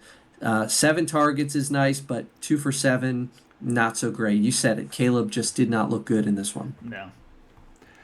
Okay, so the sideline report. You like my deep dish pizza reference? I did. That was pretty good on the spot. I pointed to the camera. That was pretty good. You can't see it, but I pointed towards the camera. Okay, all right. So, on the bench, interesting. Cortland Sutton is the big scorer. I just lost it. Hold on. Dustin, Cortland Sutton. 11 targets. Yeah, 8 for 11, 100 yards. Did lose a fumble in this one. Completed a pass for 28 yards. I didn't happen to see that one, but that's kind of a nice little bonus there. I mean, look, Sutton plays the Ravens defense next week. I think you probably are starting him over Keenan Allen, right? Who do the Bears have next week? Arizona? Yeah. Yeah, I think that's a no-brainer. Yeah. Just with the way the Ravens. Now, will Dustin do it? That's will true. His Ravens fandom, I don't know, get in the way of that one? Dustin is a Ravens fan, but he also is a realist. So I think that the logic will overtake him there, and he will start Cortland Sutton. But I could be wrong. Well, we're gonna get more proof of that with the Ravens defense here. You've got the Bengals facing Las Vegas, which is a pretty good matchup. That Cincinnati defense or the Ravens defense against Denver. So it'll be interesting to see which way he goes there as well. Yep, for sure. Any injury concerns for Dustin's squad? Still has Adam Thielen on IR here. Of course, the news that this past week, going back to Bryce Young, he played not so great, 14 points in a loss to Denver. So Thielen will return at some point soon, I believe. But he's really the only sort of questionable player right now in terms of his health. Rodgers dealing with something, according to this, hamstring. But was a full go with a knee and hamstring, practiced full. So not too much going on for Dustin on the injury front. Okay, but at 4-4, still in good shape and has a very talented team, like we said. So nothing, just kind of a weird week with a lot of teams scoring a lot of points. I mentioned this to Pat in the pre-show. Not a team did not score under 100 points this week. So it was a very high-scoring week for fantasy for a lot of players. Let's go to our next matchup. So at this point, we're sort of pot committed for this episode for this super long extended version podcast, right? Yeah, probably. Can we do part 2 tomorrow? No, we're finishing it tonight. I had to edit this stupid thing, so I don't want to hear it. Okay, what did we get ourselves into? This is all your fault. So our closest matchup of the week would be Brian going to 5-3, the Cockeysville Cox, 121.68 to 120.12. Brian, as I said, goes to 5-3. Josh's Pasadena play go to 4-4. Let's start with Brian's squad. The leaders here, that would be Josh Jacobs, 25 carries, 127 yards, 2 touchdowns, 5 yards a clip, 64% snap count. If Jordan Love is out, this usage should be the norm, you would believe, just with them being more one dimensional. I think so. He's really put together, a nice streak here. 4 straight games over 10 fantasy points. Has been in a top 15 running back for 3 of the last 4 weeks and gets into the end zone twice. So he's slowly kind of climbing the leaderboard at the running back position. I really like him. As I say, I traded him today in my other league. Unfortunately, had to do it. But really like what I'm seeing. He's heavily involved in the offense. He's still just playing 60 to 70% of snaps, but he's getting the job done. 25 carries, his second most on the season. You're not going to see too many games of that, but he can certainly be 15 to 20 on an average week. So Yeah. really like where he's headed. Tough situation with the Lions coming up on the schedule, followed by a bye, but you're starting him regardless. Right. Just with the volume is crazy. You got to start him regardless of matchup. The other leader here would be Joe Mixon, 25 carries, 102 yards, 4 yards per carry, and a touchdown. His attempts are crazy for a 20-year-old running back on a new team. I don't think anyone really expected this when he went to Houston, but good for Brian seeing that, because when he's in and healthy, his usage has been large, and that doesn't seem to be changing at all. Has two tougher matchups with the Jets and Detroit, but then Dallas and the Titans. But you're starting him week in and week out. I mean, 25 carries in 3 of his 5 games that he's played. He is a running back one week in and week out. For sure. I mean, look, how nice is it to have two running backs that are, getting 25 carries, in a week 8 game. And, that's really nice to see. I mean, they're just working him a lot. I mean, in the passing game, on the ground, he has really been one of these volume running backs, and which is totally different than his role with Cincinnati. I feel like Cincinnati was always an offense that liked to get a second guy involved on third down, and Mixon was not always a true 4 down back for the Bengals. We all knew he could be and suspected he could be. So the fact that the Texans are putting him into that role and he's succeeding is really great. 25 carries each of the last 2 games for Mixon, has a 30 carry game this season. So yeah, really love how they're using Mixon, and that Jacobs Mixon combo is pretty darn nice. Right. But let's go to our bleeders here.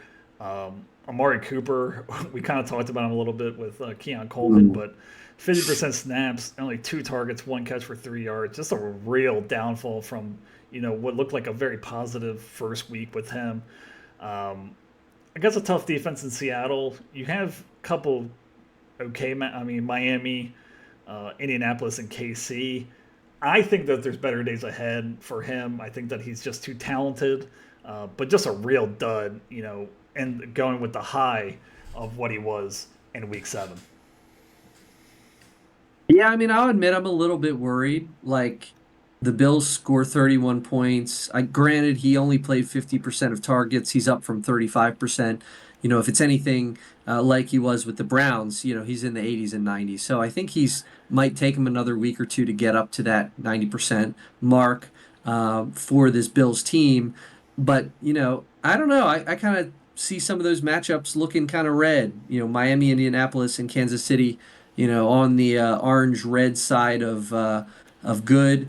And then a bye in week 12. So kind of the stretch run here might be a little touch and go for Cooper until he gets his legs under him. So you like the potential there with Allen, but man, he was like the third or fourth option in that offense this past week. Well, I think this game was a little weird. They did get up. I mean, it was close for a little bit, but then they got a pretty substantial lead. The 50% snaps, I feel like, could have been just like, okay, you're not fully involved with like how this offense runs, so we don't need you for this game, so you're not going to be out here. Um, James Cook had a huge game in this one, so it was raining. It was just a lot of things going on. I expect better things out of him. Um, Maybe you get some of these type of weeks, but I think you're going to get some blow ups. It's just picking where that's going to happen. My other bleeder here, um, I don't know. Let's go with Chicago's defense. 18 points allowed, but 481 yards allowed, only 2 sacks, 1 forced fumble. That Hail Mary at the end of that game was crazy, and that had to put them at 0. Um, 18 points scored, you wouldn't expect them at 0, but, and was giving up 500 yards of offense will do that for you. So we don't need to expand on that, but just a bleeder for Chicago. Kind of an interesting start-sit decision there, I guess, is I guess you're expecting Jane Daniels not to be, he's, they say he's week to week and then he starts, is he just kind of gutting it out? But, Washington's offense is pretty good. So just kind of a questionable decision there, I guess you would say. What about the sideline? Yeah, Okay. it sucks. Like 18 points allowed. Like, oh, that's pretty darn good. But 481 yards given up and no turnover. So honestly, like to some degree, I think that last play of the game, the Hail Mary, like obviously affected that yardage total in a big way. That was what, 60 or some yards. So like maybe they come out with, I mean, that could be the difference between 2 or 3 points and 0 points. So that could have been one of the reasons. But yeah, I mean, just a tough draw there with the yardage given up. Okay, sideline report. And, as far as the sideline report goes, that's even a worse start when you consider the Bills hit 11 points on the bench, thoroughly defeated the Seattle Seahawks 31-10, had a sack, had a fumble, just allowed 10 points in this game. So they were kind of a standout there on the bench. And then you didn't have too much else. Russell Wilson, kind of a down game. Jalen McMillan, like we talked about it earlier. I think that we know who the Bucks guys are, and McMillan might have a nice week every 3 or 4 weeks, but I'm not sure that he is going to be the answer for Evans and Godwin until Evans returns. And Bub Means, not much doing there. He's now questionable coming out of the game for New Orleans. Okay, but at 5-3 in a good spot, and like I said, the closest matchup of this week really comes down to the wire, and Brian comes out with the victory. But let's go over to Josh's squad here. Really reeling. I think the injury report could be its own podcast show in and of itself for Josh's squad. But the leaders here for Josh. Let's start with George Kittle, 6 for 7, 128 yards and a touchdown. Quietly, the number one tight end in fantasy football. 7 for 6, 128 touchdown, 94% snap count. He seems like he's the biggest beneficiary of Brandon Ayuk being out for the year. It seems like all those targets that were going to Ayuk is now going to Kittle, and I don't see that changing at all going forward. He is a must play anytime you can get him in the lineup. Yeah, I mean, talk about a floor here. Like, I know we've had some really elite tight end seasons for a lot of guys over the last decade or so. Kelsey, chief among them, going back further, Gronkowski. But, like, how many of those guys could say that for the first 8 weeks of the season, 7 weeks of the season, that they were tight end 10 or better in every one of those weeks? That's what Kittle could say right now. I mean, he has been consistently a top option. He, is over 12 fantasy points in every game except for the first week of the season. Like, he's quietly, as you said, quietly having a big season. Yeah, for sure. Another leader for Josh's squad, not the most points, but Puka Nacua coming back from injury, 7 for 9, 106. Only 57% snap counts, but does get 9 targets. You love to see this. He's a talented player. They like him there in LA, and it's full on stop now with him. You're starting him, and he's a borderline number 1 wide receiver, I would say, going forward. He is. I got the news, obviously have him in my other league, got the news late that he was going to be starting, debated it for a second, ended up putting him in over Calvin Ridley, which, didn't actually work out in the end of the day. We'll talk about that. But Nakua, I watched this game. I don't know if you watched it. By the way, I put it in the chat, I think, in the group chat. So I did feel super confident. The line, there was like a DraftKings uh, bet to like 25 or more yards, right? And that to me was going to be, What, he had that in the you know, first like 4 minutes? in the first like couple plays. I think the first two or three passes of the game were his direction, and he ends up with 106 yards. Like watching him is so fun. He's just so fun to watch. Like he is involved. He's running hard for a big guy. He's making some decent moves on downfield. Like I love watching this guy play. Yeah, for sure. The bleeders here for Josh's squad, Devin Singletary. I know you talked about him a little bit, how it was going to be a split. That did not happen. 2 carries, 11 yards, 2 for 3 through the air. I mean, he's just not usable as long as Tyron Tracy Jr. is in the backfield. I think his days are done as being somewhat of a kind of middling flex option in fantasy football. Yeah, this running back situation is all of a sudden very bleak. 2 carries for 11 yards for Singletary. You mentioned, like, I feel like at the running back position for Josh right now is like he's playing musical chairs, and the music just stopped, and everyone found a chair, and he doesn't really have a chair right now.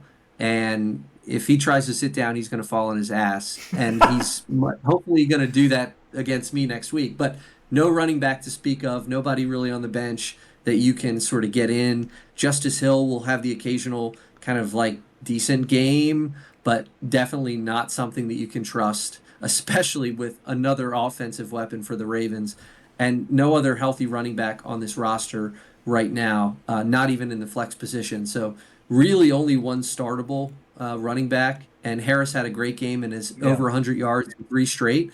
So that's good news, but I'm worried. I think he's got to look to waivers this week and try to find something. The other bleeder here is going to be Rondell Robinson. He got outplayed by Darius Slayton, and at least this week. I know he was kind of trendy with Malik Neighbors being out. He had 11 targets, 9 targets, but now down to 5. He seems to be a 2 or 3 option on a very inconsistent and kind of worrisome offense because you don't know what Daniel Jones you're getting week in and week out. Only 5 for 5, 30 yards in this one. Just, low end flex play week in and week out, unless an injury does occur to one of those 2 people ahead of him. Yeah, his kind of stats are a little weird. Like he's played better when he's played less. Like when he was in the 60s snap percentage, he had like three of his best games of the year, and then the last four he's been over 80%, and he's only had one of more than 7 fantasy points. So like kind of weird to see his usage and his efficiency totals in terms of fantasy points, but you're putting him out there for his floor. He's not going to give you a 0. He's going to be involved enough to get you 5, 6, 7 points as a floor, and that's kind of his value right now as a floor play. Yeah, for sure. So let's go to the sideliners. Yeah, a couple big names on the bench here. Cedric Tillman, chief among them for the Browns against the Ravens' miserable pass offense. 7 for 9, 99 yards, 2 touchdowns. There has been some hype in recent weeks that this guy could be poised for a little bit of a breakout. Had a nice game against Cincinnati on 12 targets in week 7, follows it up with a 25-point fantasy day in week 8 against the Ravens. I think if you can get him into the lineup, looks like you can. I think he's probably earned it for the upside alone. He goes into a matchup next week against the Chargers. Not great in terms of matchup, but I think you might be able to slide him in to the lineup. Yeah. I guess the other thing that you can talk about, you can drop Chris Godwin. He's officially placed on IR. He's out for the remainder of the season, or expected to be out for the remainder of the season. So I guess he's not for sure yet, but I think it's safe to say you can drop him in terms of the injury report. Yep. And then the only other thing to note is Pacheco maybe gets closer to a return. We'll see. It's probably, I think, a couple more weeks at least. But Josh could certainly use him. Yeah. All of a sudden the upside of Richardson he gets relegated to the bench in with the Colts, and then gets relegated to the fantasy bench here. So Trevor Lawrence will be the starter for Josh at least next week, unless he makes a move. Okay. But at 4-4, still in the hunt of things. But that running back position is definitely a place of concern. But let's go over to the best matchup of this week 8 showing, and that would be the Union Bridge Barracudas pulling one out against the Westminster Warbirds. I know I got to 3-5 on the season. You go to 5-3 on the season. Starting with my squad, the leaders here. Guess I'd say Brock Purdy. I had a nice day here in relief. I wasn't, even if Jane Daniels played, which I saw late, but I wasn't going to start him anyway. I was concerned about, how effective he was going to be, how much of a runner he was going to be. Turned out to be the right decision. 18 for 26, 260, a touchdown. Also runs the ball in as well. His best game of the season. Now quarterback number 5 on the season. Kind of one of those not talked about players, I would say, that puts in pretty good fantasy production week in and week out. Brock Purdy. Again, now QB number 5 on the season, now on bye this week. Yeah, remind me, Purdy played before Daniels, right? They played Purdy played on Sunday night, and Daniels played for 25. Oh, he did. So actually, Daniels played before him. Okay, Correct. because I was sort of watching that decision that you had to make there, and I had it in my mind that maybe Daniels played after, and that you wouldn't have slotted Daniels in, and then in case he didn't play, would have done the auto sub with Purdy. But you just straight up went Purdy, Yeah. regardless here. It did turn out to be the right call against Dallas. So yeah, big game, 18 for 26, not a ton of passing. It's just 26 passes, but 260 yards, gets into the end zone through the air, and also does some work on the ground, 8 for 56. So nice call by you. It was the difference in this one. You win by, just about 3 points, and that was about a 4 point, right, difference. I think that something like that. I think it, 4. had you chosen Daniels, you would have lost by like some point. Yeah. Yep. So good call by you. Okay, so the other leader here, I know it pains you, but Calvin I don't want to Ridley. talk about this. Calvin Ridley, 15 targets in his first game without DeAndre Hopkins, or second game, I guess, without DeAndre Hopkins. 10 catches, 143 yards. Did most of his work in the first half of this one. 17 points. The talent's always been there. Tennessee's offense is trash. But, at some point, there's only so many people you can actually throw to. And it seems like Ridley has at least a niche in this offense. For now, man, I'll be annoyed if he keeps doing this or anything like this. Rudolph named the starter, right? That's an improvement over Levis, and Hopkins traded to the Chiefs. So, Yeah. I mean, who else is there to throw to? They get destroyed in this one, 14 to 52. They get destroyed by Detroit. They're passing the entire game, but as you said, Ridley did a lot of his work in the first quarter. Yeah. Annoying to see. Don't know how sustainable it's going to be. Yeah. That offense is just so bad. Yeah, it's hard to I don't trust. know. I agree. It's hard to trust. He did have a 22-point game in week 2. This is probably the last time he scores this much or has this amount of yardage for the rest of the season. But go to my bleeders here, starting with Jordan Mason. 6 for 18, comes out of this one with the same shoulder injury that he sustained a couple weeks ago in Seattle. It's just so annoying. He cannot finish a game to save his life. It's so annoying. But wide receiver number 17 now goes on the bye, and what is his role going to be? Because Christian McCaffrey, I believe, is going to come back week 10. So that is coming. How is that split going to work out? And do you start both of them the first week that Christian McCaffrey returns? I don't think you can. I wouldn't feel great about it. I think it's got to be McCaffrey. It's nice that McCaffrey gets the bye to kind of continue to, get into game shape he's such an athlete that I don't know. I just got to think he's going to be back into a pretty sizable role, initially. I don't know that it's going to be a split. I don't know what he's done. I'd be curious to see like all the injuries that he's had, like how quickly he ramps back up to 100% sort of production and usage. But I'd feel really tough starting both of them. I think it's a tough call. Yeah, I tend to agree, but it might be just with bye weeks. That might be my option there. My other bleeder is the Minnesota defense. God, I picked the wrong week to start them against the Rams. The Rams have not been a good offense, but then the news comes out that Cooper Cup's going to play. I didn't think Nakua was going to play in this one, but he also decides to play on the short week as well. Only scored 1 point. They've been a good defense this year. They're number 3 defense after this one. So, and they got some nice matchups coming up. You got Indianapolis, Jacksonville, Tennessee. So, some middling offenses changing of quarterbacks. So I feel good about them at least for the next 3 weeks uh, as a starting defense. That what makes it extra tough for me. Like Kyron Williams, that Thursday night game, 20 fantasy points for me. The Vikings defense for you, just 1 fantasy point. So like that's annoying. Like it started out so promising. It looked so good, and then it just slowly evaporated. Right. So let's talk about the sideliners here. There's there's a lot of things here. Well, maybe not the A lot sideliners, of but things. The Band-Aid banter is going to be a little bit more extensive on your team right now. But look, hey, Raheem Mostert, good to see. Um, yeah, you know, not good to see his efficiency and his usage necessarily, but scores 2 touchdowns for 15 fantasy points, just 9 carries for 19 yards with a single catch for 11. But does get into the end zone twice. Like, I don't know how you feel about that.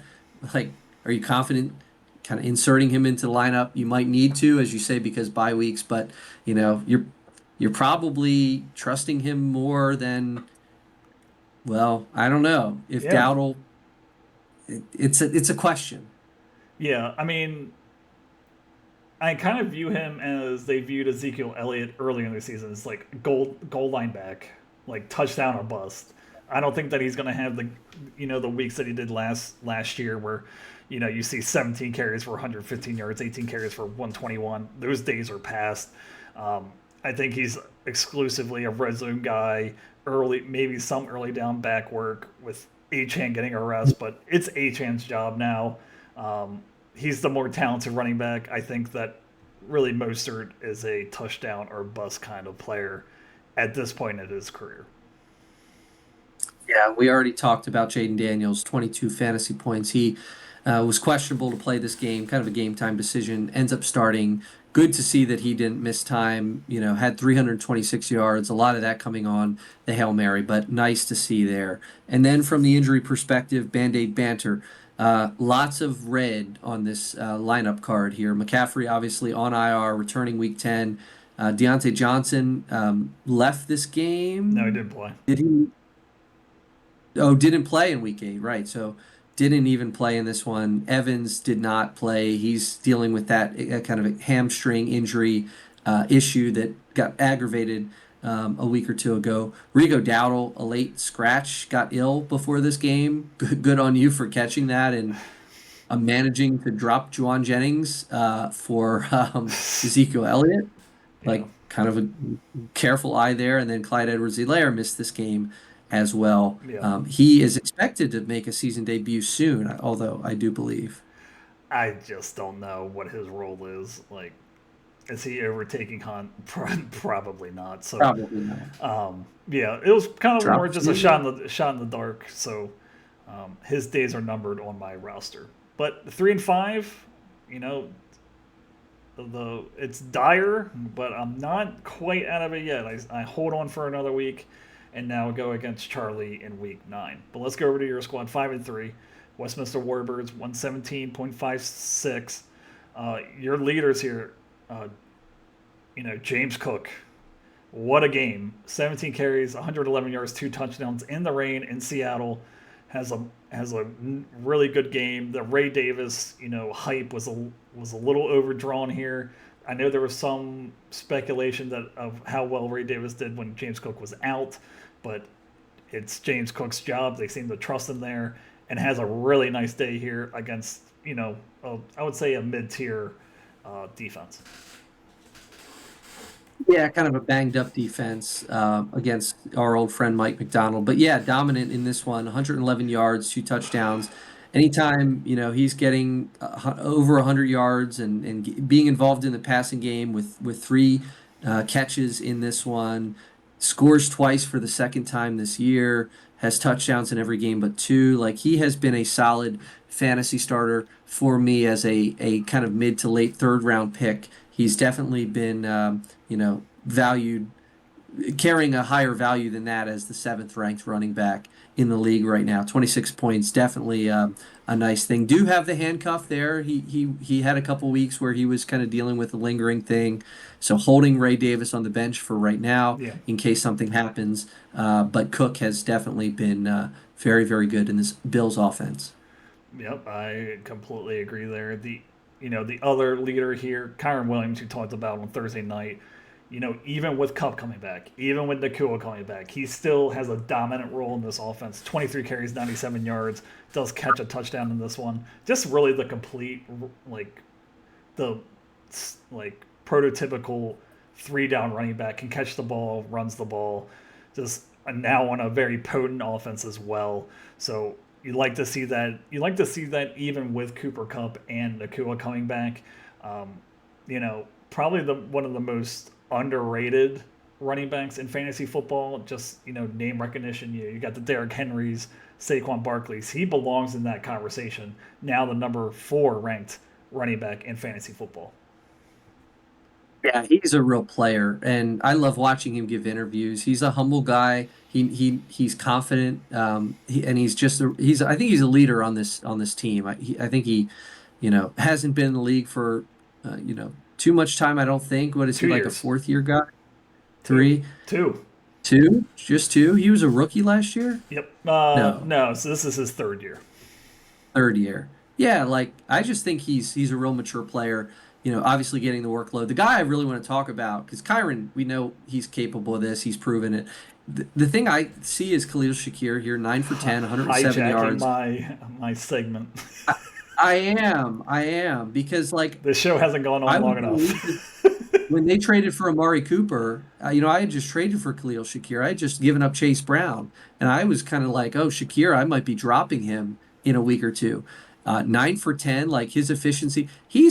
I think I heard he's 35 he's caught 36 of 38 balls thrown his way this year.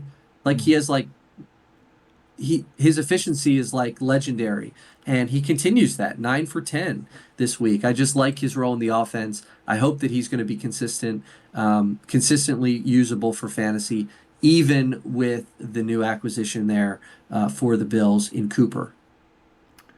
Okay, so let's go to our bleeders here. First one I want to talk about was Pat Fryermuth. Not really as important. I mean, it was important this week because, it was him versus Malik Neighbors at the end here, but only 2 for 2, 19 yards. It's not going to be that big of a deal for you, though, because you have TJ Hawkinson coming back. I do believe that you're starting him when he returns. But Pat Fryermuth, he's just a guy. A couple years ago, he had a really good season. I think it was in 2022. But it seems like he's just a guy, and, touchdown or bust really option there at tight end. Yeah, for sure. I mean, Hawkinson, I think next week will be in the lineup because Fryermuth will be on bye next week. So Hawkinson is going to get inserted, and hopefully he is able to, return to form quickly for the Vikings. He could have played this week, I think, but I think they're, held him back for another week. So hopefully he should ramp up a little bit quicker. That being the case. So yeah, Fryermuth week. Annoying that it was on Monday Night Football. Annoying that I'm watching every play of this game very carefully, hoping it's Fryermuth in the end zone, and then it's not. So Yeah. tough luck. The other bleeder here, Joe Burrow, only scores 12 points here. It has now 3 straight under 20 points. 26 to 37, so you like the amount of attempts, but a touchdown and interception, doesn't run the ball at all, really. It's such a you like because like you'll see this like 33-point game against Baltimore, which seems to be a growing trend here, where you just start your fantasy players against Baltimore, but you have a 8, a 17, a 16, a 19, a 14, and now a 12. I mean, how are you? I mean, you don't have. I don't think you have anyone else on the roster, so you're obviously going with him anyway. But he's number 6 quarterback. But again, it's one of these like couple big weeks really set him apart. He just doesn't look the same, and I don't know what that's about. He has all the playmakers you could ever ask for, but he's just not putting up the fantasy numbers that you expect. Um, the last couple weeks have been a struggle for sure, but Las Vegas and Baltimore coming up, two defenses that you can pass pretty well against, especially Baltimore. In a division game, he comes out yesterday. He said we need to win what 5 of our next 7 or something like that. Like he's still saying the things that maybe he's stepping up into a leadership role and just gonna put this team on a tear. We've seen it before with Burrow. I think this week may have just been a little bit of fantasy karma coming back at me. I know at least on 1 or 2 occasions, I feel like I've pointed out, reminded you of your call about having me draft Kyler Murray ahead of Joe Burrow in the draft, and it's worked out so far for me. But it's sort of the fortunes turned this week. Burrow was not so good against you. So yeah, tough one. Yeah, tough one. All right, sideline report. Hawkinson is the big name. Hasn't played that yet this season. Coming off of the pup list, presumably next week to make his season debut. That certainly could put a little bit of a charge into this offense. Give me a little bit more ceiling compared to Fryermuth, who has been the definition of kind of a questionable starter in fantasy. And Bucky Irving continues to be involved, both on the ground, 9 carries, 44 yards, and through the air, 7 for 7 for 40 yards there. So continues to be involved, is definitely an electric player. May be getting a start as the battle for supremacy in the Carolina backfield begins next week between Hubbard and Jonathan Brooks. So Yeah. potentially, while that gets solved, it might be Bucky Irving getting a surprise start or two over the next couple weeks. Yeah, and 4 of his last 5 has scored double-digit points, so definitely can see why you're thinking that as well. But 5-3, still near the top of the Beltway Wars Invitational, in good shape, have a talented roster, am not concerned. So let's go over to our last matchup. Jesus, it's our last matchup. We're almost at 2 hours. And that would be the resurgence of Alex here. The Owings Mills Ogres, 3-5, 116.70 to 106.56. Start with the leaders here. Jahmyr Gibbs, 11 carries, 127 and a touchdown, 19 points. I'm only 40% snap count, so David Montgomery did play in this one, but has not had a week of single-digit points. He's in a split backfield, but it's consistent, and he's at least getting you 10 points a week. Now ranked number 5 in running backs in fantasy football. Yeah, amazing that he was able to put 19 fantasy points up against what you thought was a good Tennessee defense, at least a halfway Competent. decent Tennessee defense. Yeah. And to do that on just 40% of snaps, which was the lowest of his season, no worries there. I mean, this was obviously game script, him getting rest at the end of the game of a 52-14 blowout. So no concerns there over the volume and the snap percentage. But 11 for 127, over, almost 12 yards a carry, gets into the end zone through the air, right? Did he? No, he didn't. He did it all on the ground in terms of end zone. Yeah, huge game. I mean, there was something on Twitter with him, like a video edit of him chasing the sonic rings up the sideline and hearing the ding ding ding of all the sonic rings. Exactly. So yeah, electric player, had the big run, but just formidable. And our other leader here for Alex's squad is going to be Darnell Mooney. Crowded wide receiver room there. McLeod, Mooney, and Drake London. Kyle Pitts there as well. 4 for 6, 86 yards and a touchdown. Surprisingly, I would say, the number 12 wide receiver. So That's something there. He had the huge Week 5 game, 27 points, 5, 7, and now 16. Um, just kind of like a high end wide receiver 3, low end wide receiver 2, uh, week in and week out, you would say? Yeah, another one of those floor play guys. 7 points seems to be his floor, generally speaking, with the potential for, double digits or high double digits. So, um, against in a good matchup, he comes through, gets into the end zone for the Falcons, and this offense seems to be able to more than previous years sustain like a couple different options. You had Pitts have the big game, you have Mooney, you have Bijan Robinson playing well. Like this is kind of working for Atlanta right now, and I kind of like Mooney's role in this offense. Yeah. Now let's go to our bleeders here. That's going to be DJ Moore. Again, Mm. that whole Bears offense just struggled. 2 for 4, 27 yards. Really nothing doing there. Talented player, but Caleb just played awful in this one, and it really hurt, his production value against, a very suspect Washington defense. Yeah, I mean, I don't know what it is. I question the chemistry too, potentially between Williams and Moore right now.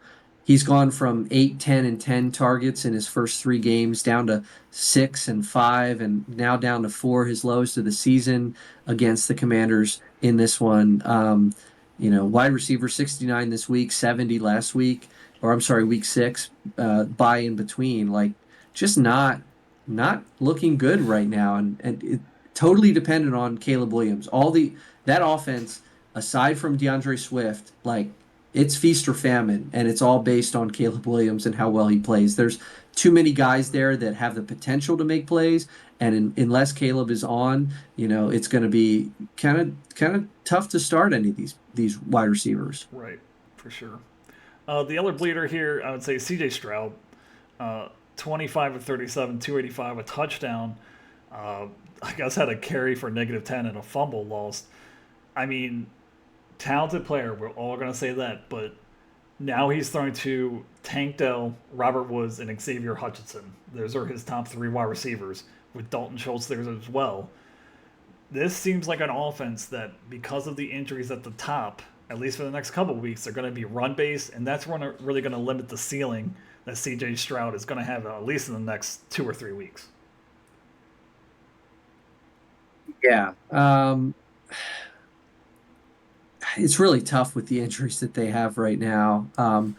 Tank Dell is going to be the guy there for Stroud, and we know that they have chemistry. But how is Dell going to handle being the kind of the number one option there suddenly for the first time in his career?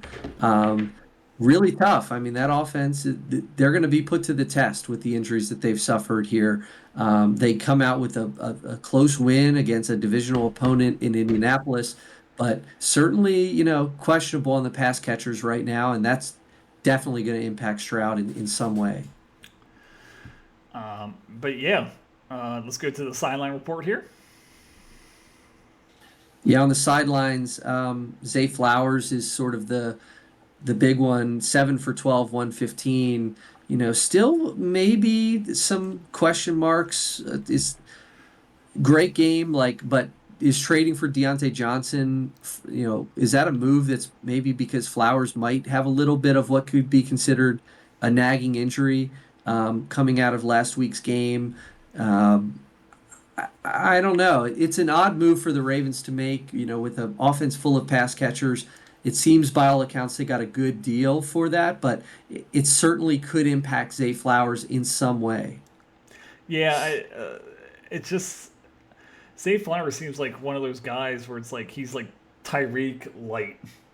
It's just like he's like that gadgety player that you try to get the ball in his hands. He's not going to blow the top of the defense or anything like that. All his production is yards after the catch, and sometimes they do struggle to get the ball in his hands. I mean, look at Tampa Bay, 1 target, 1 catch. Against Cleveland he had 12. Against Cincinnati he had 12. But then the week before that, Buffalo only had 2 targets. So Yeah. just very inconsistent, and I don't feel like they've found his full potential in this offense, how to use him consistently. And I think the waters get even a little bit more muddy with Deontay Johnson now coming as well, and Mark Andrews coming back to form. Yeah. Agreed. Any injury reports? Not a lot happening right now for Alex. Dallas Dallas Goddard. Goddard missed this. Yeah, he missed this game. He's now missed three straight, or he left the week 6 game early. So I don't know. I think he's close to a return, I think. Right? Oh, I don't know. He has a hamstring ruled out for week 8. So hamstring, you figure maybe 3 to 4 weeks for a mid-grade hamstring injury could be realistic for him to return soon. Does have David Njoku playing well at the tight end position. Yeah. That offense, is now in a better spot. 5 for 7, 61 and a touch for Njoku. So no really important injuries for Alex right now. All right, so now 3-5, still in it, but little room for error for Alex going forward. But let's go over to the Finksburg Freaks, now 4-4 on the season. The leaders for his squad, Mark Andrews. You'd like to see this. 5 for 5, 36 yards and a touchdown. Now has a touchdown in 3 straight games. Tight end number 8. Seems to be coming back to form. Lamar seems to be looking for him. His snap percentage, it was the highest of the season there in Cleveland. I think I'm more higher than I was after, even the Tampa Bay game now with Mark Andrews, just because the Ravens defense is so bad. They're not going to be able to just run away with games on a week in and week out basis against bad teams like next week. I could foresee, us getting to a big lead, but then Denver just hanging around because our defense is so bad that he's going to need to play a lot of snaps and he'll get a lot of opportunities. We're talking about Andrews? Yes.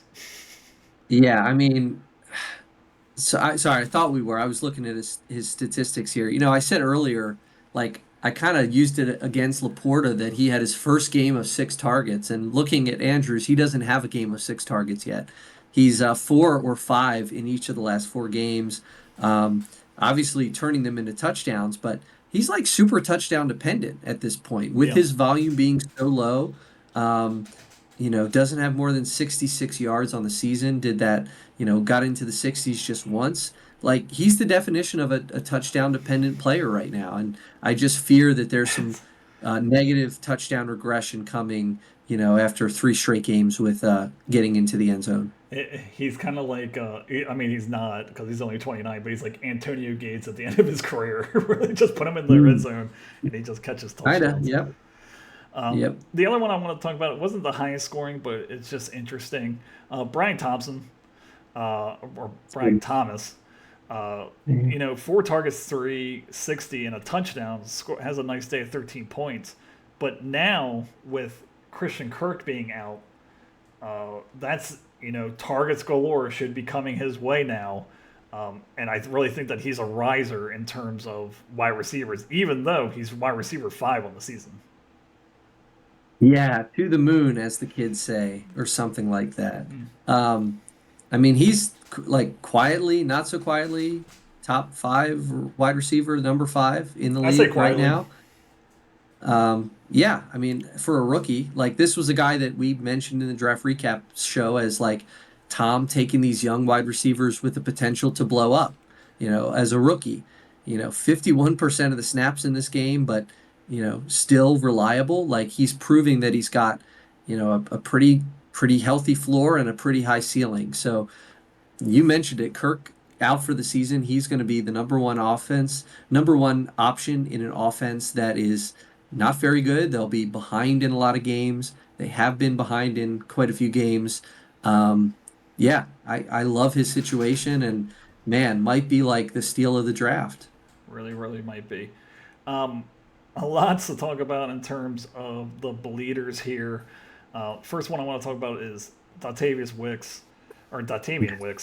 30% snaps, 2 for 2, 11 yards. He seems to be the forgotten guy now. It seems to be the Romeo Dobbs, Jalen Reed show in terms of the pass catchers, even Tyler Kraft as well. He had a good game in this one. It seems like he's kind of the odd man out. Christian Watson's still there as well. just really disappointing because in week 40 he had 22 points, week 7 he had 12. You're looking for a lot more, and he seems to be losing targets to Dobbs and Reed. Yeah, I mean, we know that he, like any of those Packers receivers, can have a explosive day any given week. With Metcalf and Higgins on the shelf for this team, you kind of really didn't have anywhere else to turn other than that potential upside. And with his, fairly decent upside comes a lot of downside, and that's exactly what we saw. Despite 30 points for the Packers, just 2 for 2. Unfortunate for Wicks, yeah, but I think you're right. He may be the forgotten man in that offense. The other one I kind of wanted to talk about um, would be Tua coming back, plus matchup, I would say, against Arizona. 28-38, 234, a touchdown. Nothing really doing rushing, but only 14 points. You're hoping for a better result. Just with the amount of talent that's on that Miami offense, Tyreek Hill, Jalen Waddle, Devin Achan, you're expecting at least to reach 20 points. Doesn't get close to that, and they lose a bad one there against Arizona. So really, just a disappointing day. That was the subject of last week's um, podcast. Which do you start Mahomes, Caleb Williams, or Tua? I said Williams, which turned out to be a bust. You said Patrick Mahomes, which turned out to be the right decision. But Tua, with only 14 points, he just made the wrong decision there. Yeah, and tough. A good matchup at home against the Cardinals for the Dolphins. He's got two really tough matchups at Buffalo and at the Rams the next 2 weeks. So things get tougher for Tua. This was the game that you hoped he'd come out. Certainly didn't appear limited. 38 passes, took off 3 times in this game.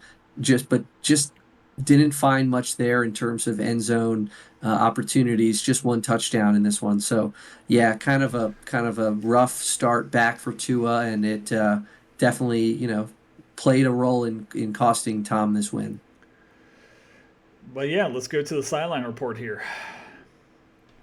Well, the really only person to talk about here is Patrick Mahomes, who I think my bold prediction was he would get to 20 for the first time in like almost a season, and he didn't quite get there, but he did have his best fantasy point performance of the year by like a couple points, 18 for Pat Mahomes here, 37 for 28. 2 touchdowns, 1 interception, had 6 carries in this one as well. So not much to make of it. Not a huge score deviation from the rest of his season, but I don't know what to say at this point. I mean, we've talked about it before. It's just, is this his seal? Like, is this his ceiling? Yeah, I think it's the ceiling and It's his crazy. floor. It's like the Yeah. 18 to 15 points is where he's at. And he's not going to be below it, but he's not going to be above it. Injuries.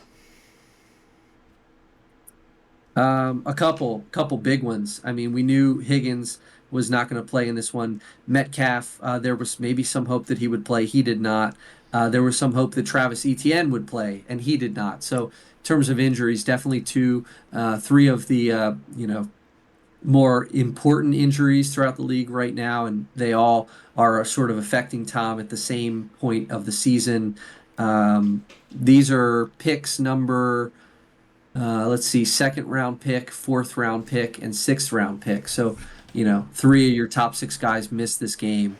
So definitely also a contributor for Tom's fourth loss. But at 4-4, like I said, still in a good spot. 500 through 8 weeks. But real quickly, we're going to go through the week 9 matchups. Um, Union Bridge Barracudas go against the Richardstown Rockets, 3-5 or 6-2. Finksburg Freaks, 4-4, goes against the Carlisle Cheddar, 5-3. The Orchard Beach Ovaries, 5-3, go against the Cockeysville Cocks, 5-3. The Owings Mills Ogres at 3-5 go against the Pikesville Pink Pony Club at 4-4.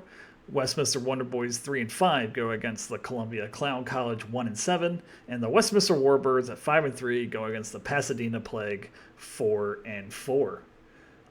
That was our podcast. It will not be this long next week because this was insane. Interesting note. So just I have to say this because a couple weeks ago, I think I said I told Charlie I was rooting against him. Um, and this week, Charlie was rooting against me. He was rooting for you against me.